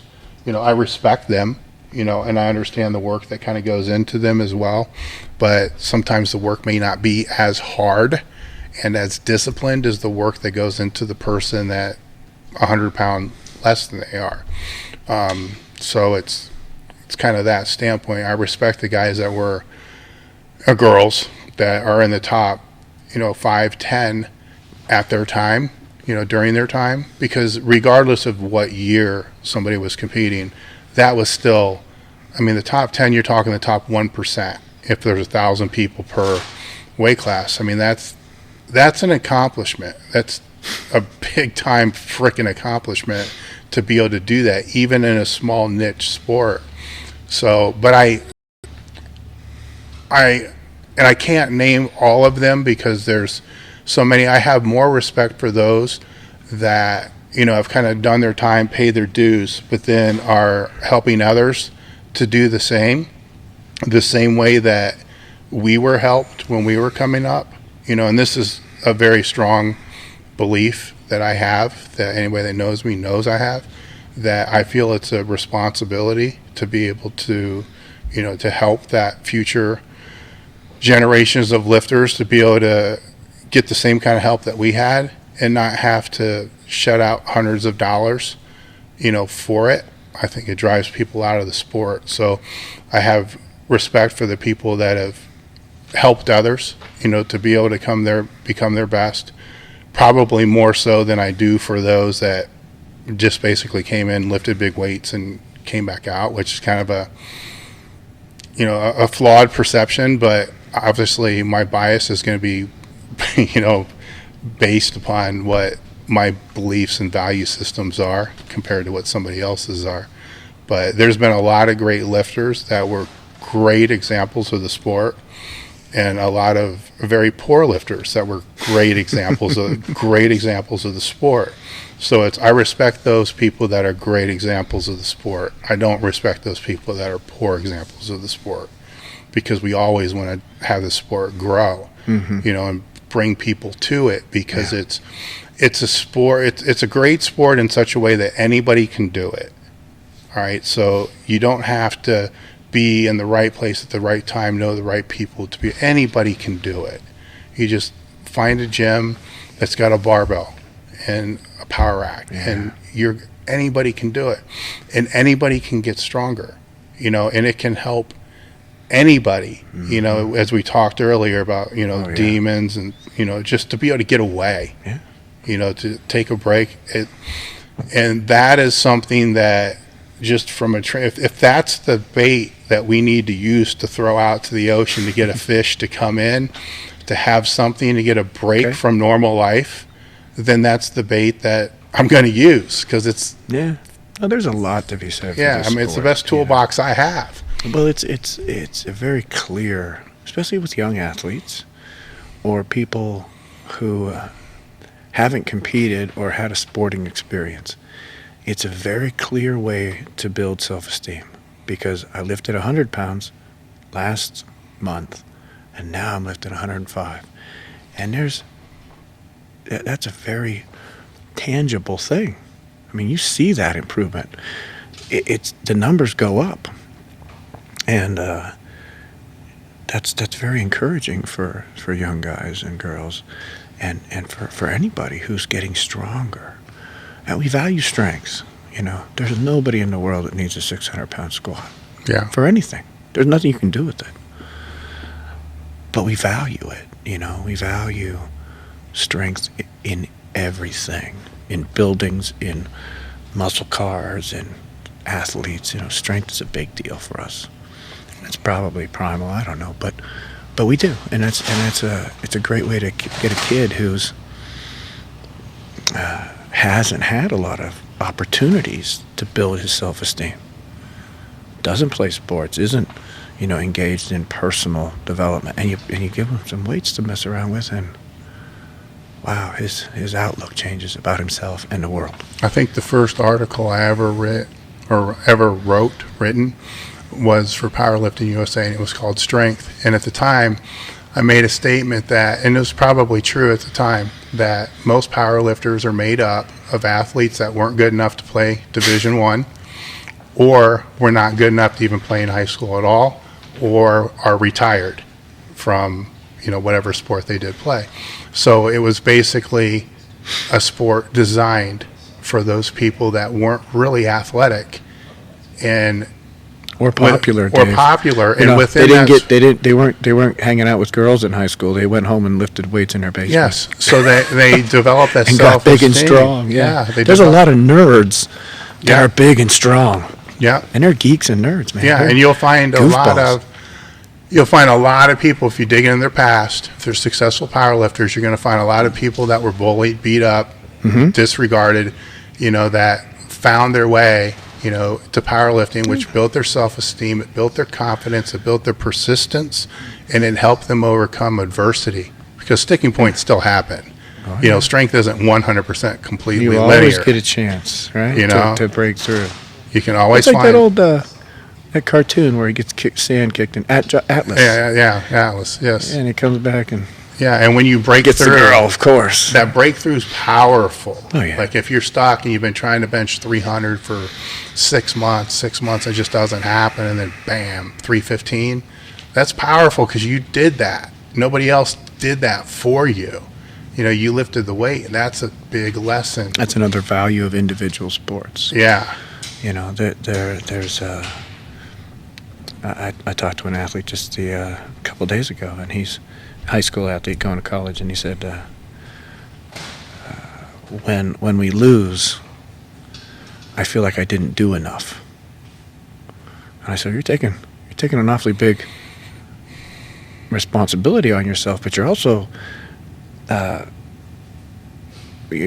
viewing your contribution pretty highly. You're gonna decide who wins and loses of the whole game, and if you lose, you feel so bad that you have to work harder next time. And you can drive yourself any way you want, but the converse is true. There's a lot of athletes that can be on a team that's a championship team and not really contribute, and they get pulled along. So that's not the norm. Either one of those is not the norm, but you don't have any of that in individual sports. It's all you. Yeah, it's all you. So you get all the reward and the glory and whatever else you take out of it, and you get all the blame and responsibility. And I think that's awesome about any individual sport. Yeah. But this is an easy one, like you said, anybody. Yeah. So it's good. Especially today. It's more available today. I mean, when I was coming up, man, you had to search. I was trying to pick colleges based upon where I knew had a gym that I could train at. It's crazy stuff. It's like, okay, this is good. I can do that, and kind of navigate that way. And it wasn't as welcoming. It's like if you went to that new gym and you had to kind of like figure out when the guys trained, and then you went and trained, but not really with them. You just did your own thing to be noticed. Until somebody said, "Hey, man, you want to come over here and give me a spot?" Yeah, you had a horror story about that when I came here with Gary Benford. That guy. Yeah. I shouldn't name names. You can bleep that out or something. But I was ostracized. I just wanted to learn how to squat. And I was already a coach at Ohio State, and he just didn't want to let me in. He was training Liggett and Dodd and his wife too. There was 3 world champions right there, and I just wanted to watch. And I told him I'd watch from across the room. He's like, nah.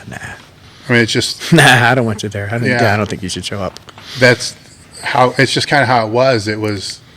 It was kind of like a game that they played. It was, a way to vet out who was going to come in, and it's, it was a game I learned how to play pretty young, but it's thankfully that's not a game that they have to play today, because a lot of people don't have the patience or the confidence to play that game, and or at least today, if somebody tries to play that game, they just go somewhere else because there's a lot of other places to go.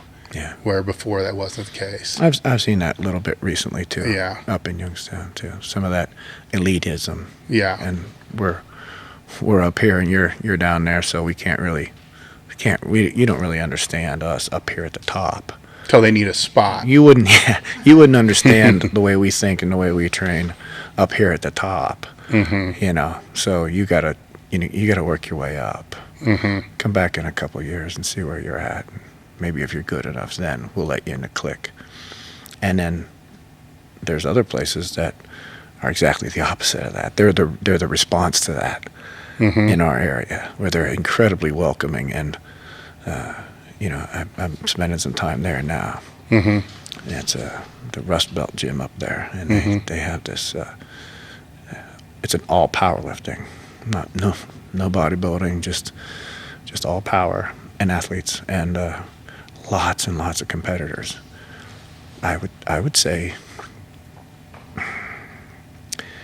I don't know, there might be 50 or 60 people, and 45 of them are competing, like before the end of the year.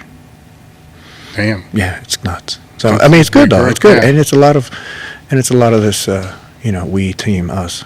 But there's the opposite too, and so that was created by the opposite. It was a pushback. It was a friction against what you were talking about. Yeah. So I've seen it. Yeah. All right. This guy said, I know he doesn't have a TV, but what are some non-lifting or non-meditating hobbies that JM has and pursues in his spare time, if any? Well, I spend time every day reading, so there's always something that I want to learn about. I spend a good deal of time with my cats. I have a very good relationship with them. They're part of the relaxation and rehabilitation process, and I have my own training that I do, but it's a different kind. It's more of a hobby training now, so it would be included in hobby. You know, my competitive lifting is over, and so it's a hobby that I do. And I have played guitar. I haven't played recently. I've had some nerve damage to my left hand, and so I can't play as well as I used to, so it's not as fun. But I think I keep saying this, and I've said it for 2 years now, that I'm gonna learn to play slide, so I don't have to. And I like the blues slide, so that would be something that I'll spend time with. And recently I've gotten into gunsmithing, you know, tearing guns apart and putting them back together. It's like a puzzle, and I did some of my own bluing and refinishing, and I got a couple stocks. I do a lot of shotguns, and I buy them cheap at the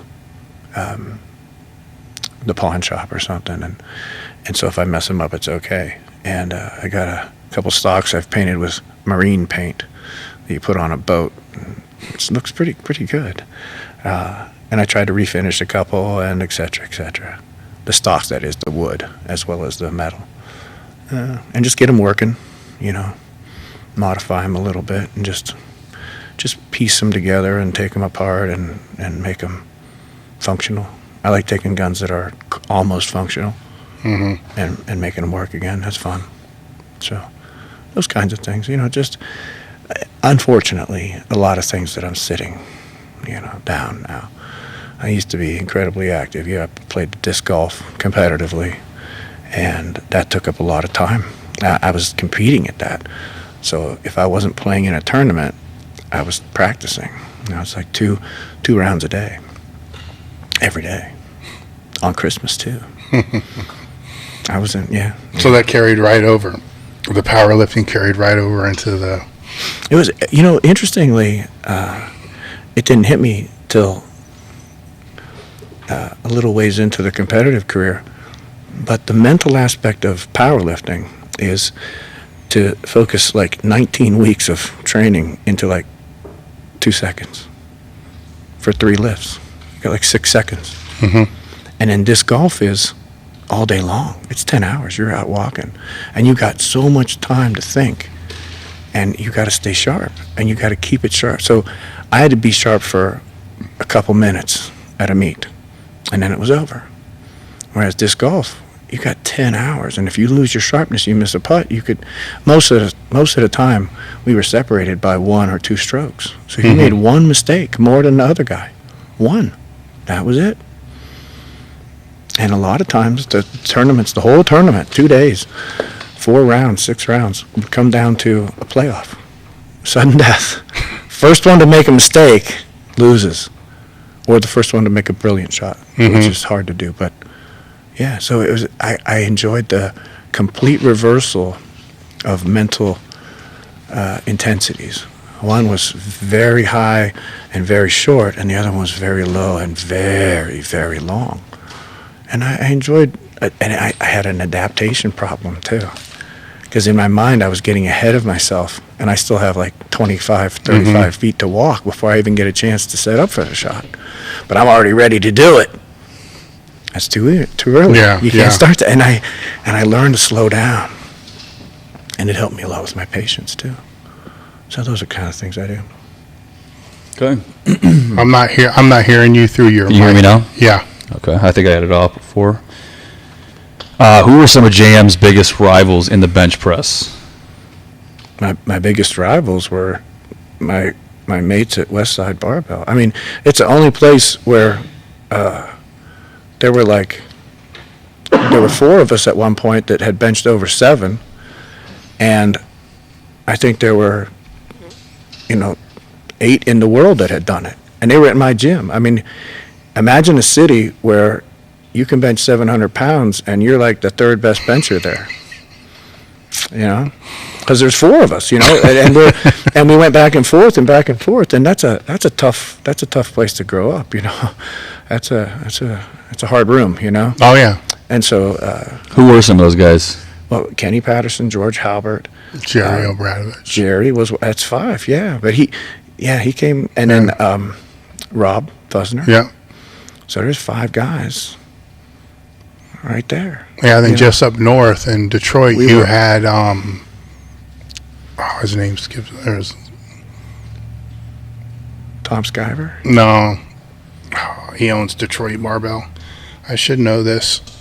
I know the guy. Well, those are the guys that I competed against, because they were right But there. I mean, he was right every down day. at the Arnold every single year. Oh yeah. But yeah, I know what because I was there, so it's Yeah. like you guys had your own bench, and we sucked because we couldn't bench 700, so we had to bench on a different bench. That's not true. Well, it is true. It completely is true. We couldn't You bench. chose to because we had the loads going. That's all. Yeah, we couldn't train. That's even worse. You can change the weights. Yeah, we couldn't train. You can change the weight. We couldn't get the weights out of the rack.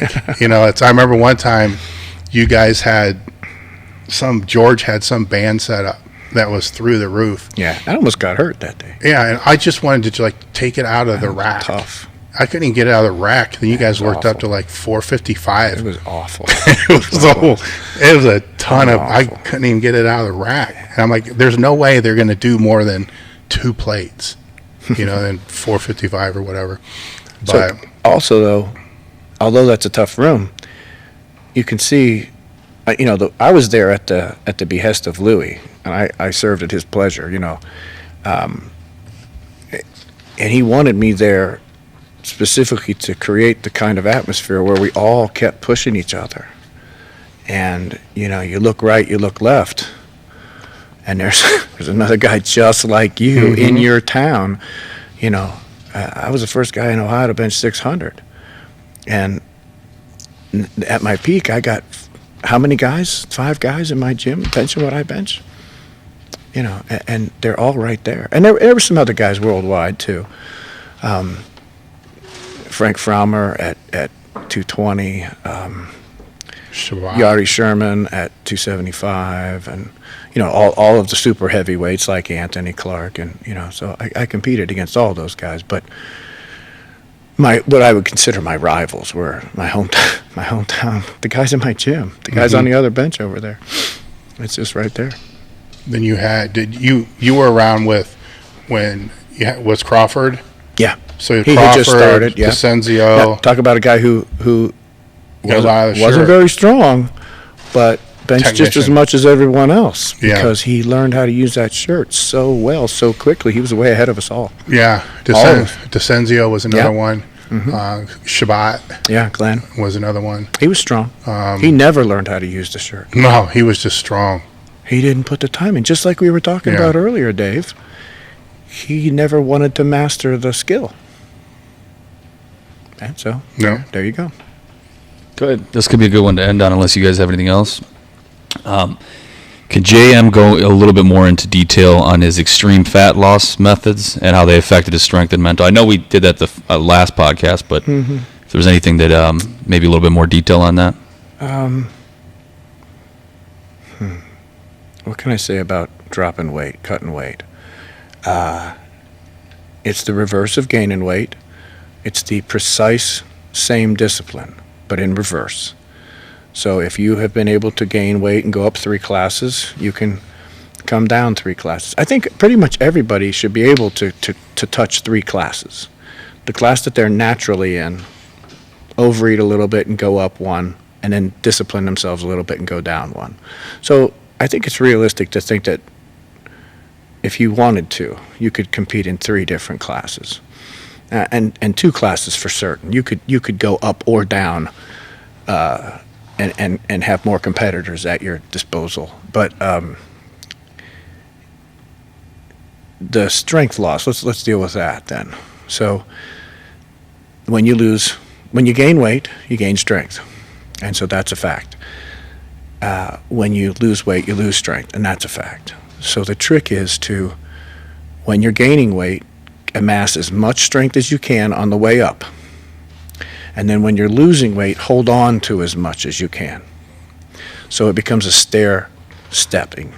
So you gain weight and you gain strength, and then you lose, but you don't go all the way back down. So now you're starting here, and you gain weight, and then you cut weight, and then you're here. And then, so it becomes this slowly. Each time I came down to 220, a couple times lower, I was at a higher strength. I held on to more of the strength that I built on the way up. And each time I went up, I went further. So it's just that same. So the concept I want to give people there is just simply that everybody will concede that you gain weight when you gain strength when you gain weight, and everyone will concede that you lose. But it doesn't. That doesn't have to be equivalent. I'm saying it's asymmetrical. I'm saying I gain a bunch of strength and weight, and then I lose a bunch of weight, but not a bunch of strength. And then I gain a bunch of strength and a bunch of weight, and I lose a bunch of weight, but not a lot of strength, and it just keeps building. It's that overlap. That would be a good concept to grasp. And I think a lot of people just are assured that if they cut weight, they're going to lose all their gains. What about the final weight cut? Say the last 24 hours.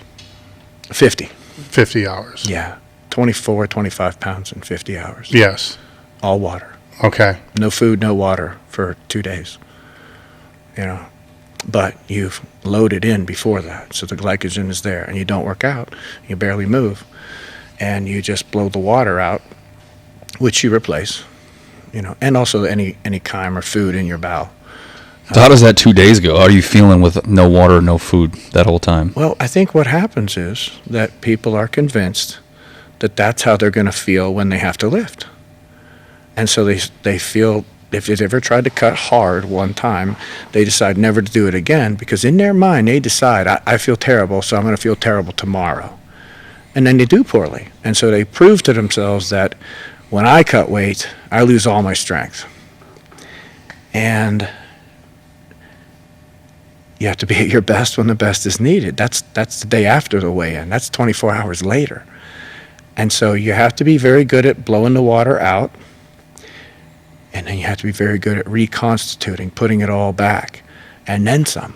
A little super compensation, a little bloat, a little extra water. So you're up all night drinking, or running an IV if you choose to do that, and reconstituting as much electrolytes and anything that will hold the water in you and on you to get back to where you started, and maybe even a little tighter. So you don't get I never did get a good night's sleep really before a meet, so it didn't bother me to be up every couple hours drinking. And I knew that from experience. So I did one bodybuilding show. So I knew from experience that you can drop a lot of weight and still have one burst of strength. So when I was bodybuilding training, I had the one first set that I had decent strength on, and then it crashed because there's no food to do a second or third or fifth or sixth set. But I found out I could go in and do one set heavy, and then it just all fell to pieces, and I had to do what everybody else does, high reps, right? But I remembered that. I was surprised I still had enough strength to do one pretty decent lift when I had cut all that weight and didn't have much in me. So the first time I cut, I kind of expected that because all I got to do is lift 3 times tomorrow. So I cut a bunch of weight and put it back, and I lifted just fine. So my perspective was, I'm going to feel terrible the day before and a week before and 2 days before. But when I come up, I'll feel fine. And even if I don't feel fine, I'll do fine. So I think your expectation has a lot to do with it. And when you feel terrible the day before, and you feel terrible all night, bloating yourself, you're convinced that that's how you're going to feel when you lift. And it isn't. It doesn't have to be, at least. You can time that out to right where it needs to be, and you should bring your own scale and you shouldn't get too much water back or your stuff won't fit, and your leverage will be off. And then you time it to know where you need to feel.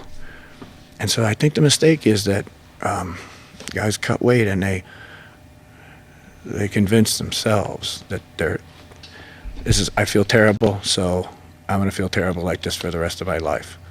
And they feel better tomorrow. When you were putting the weight back on, did you do any, a lot of guys today will do some type of circuit training work to help get the carbohydrates or get the glycogen in the muscle, or did you just... Between the weigh-in and the meet? Yes. Very, very, I mean, what no, they'll that's do is crazy. They're just like that's crazy band talk. work. Yeah, so... No, nothing. Their No, you theory, want to keep all the glycogen in. Yeah, their theory was to get the glycogen in the muscle. How does burning glycogen out of the muscle get it into the muscle? Yeah. No, that's ridiculous. That's not what drives glycogen in. Sodium. Now, what does drive glycogen is the highest stimulant of glycogen repletion is glycogen depletion. So before all this happens, you should burn out all the glycogen. Then you carb up and you fill the muscle. Then you lose the water. But the carbs are still all there. Mm-hmm. You're still carb loaded from before you cut the water. So none of those carbs have left. Because you're not going to exercise. You're not going to do bands. You know, you're going to keep all that.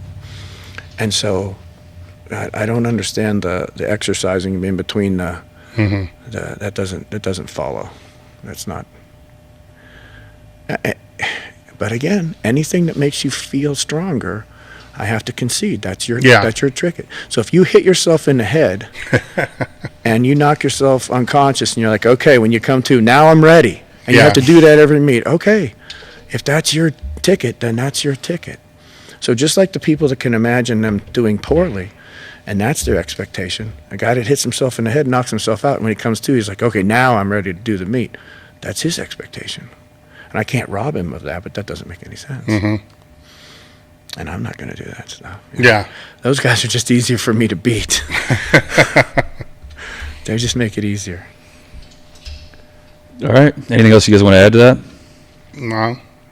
I think we're all set. Yeah. 3 hours and 40 minutes in. Oh, my. Oh, wow.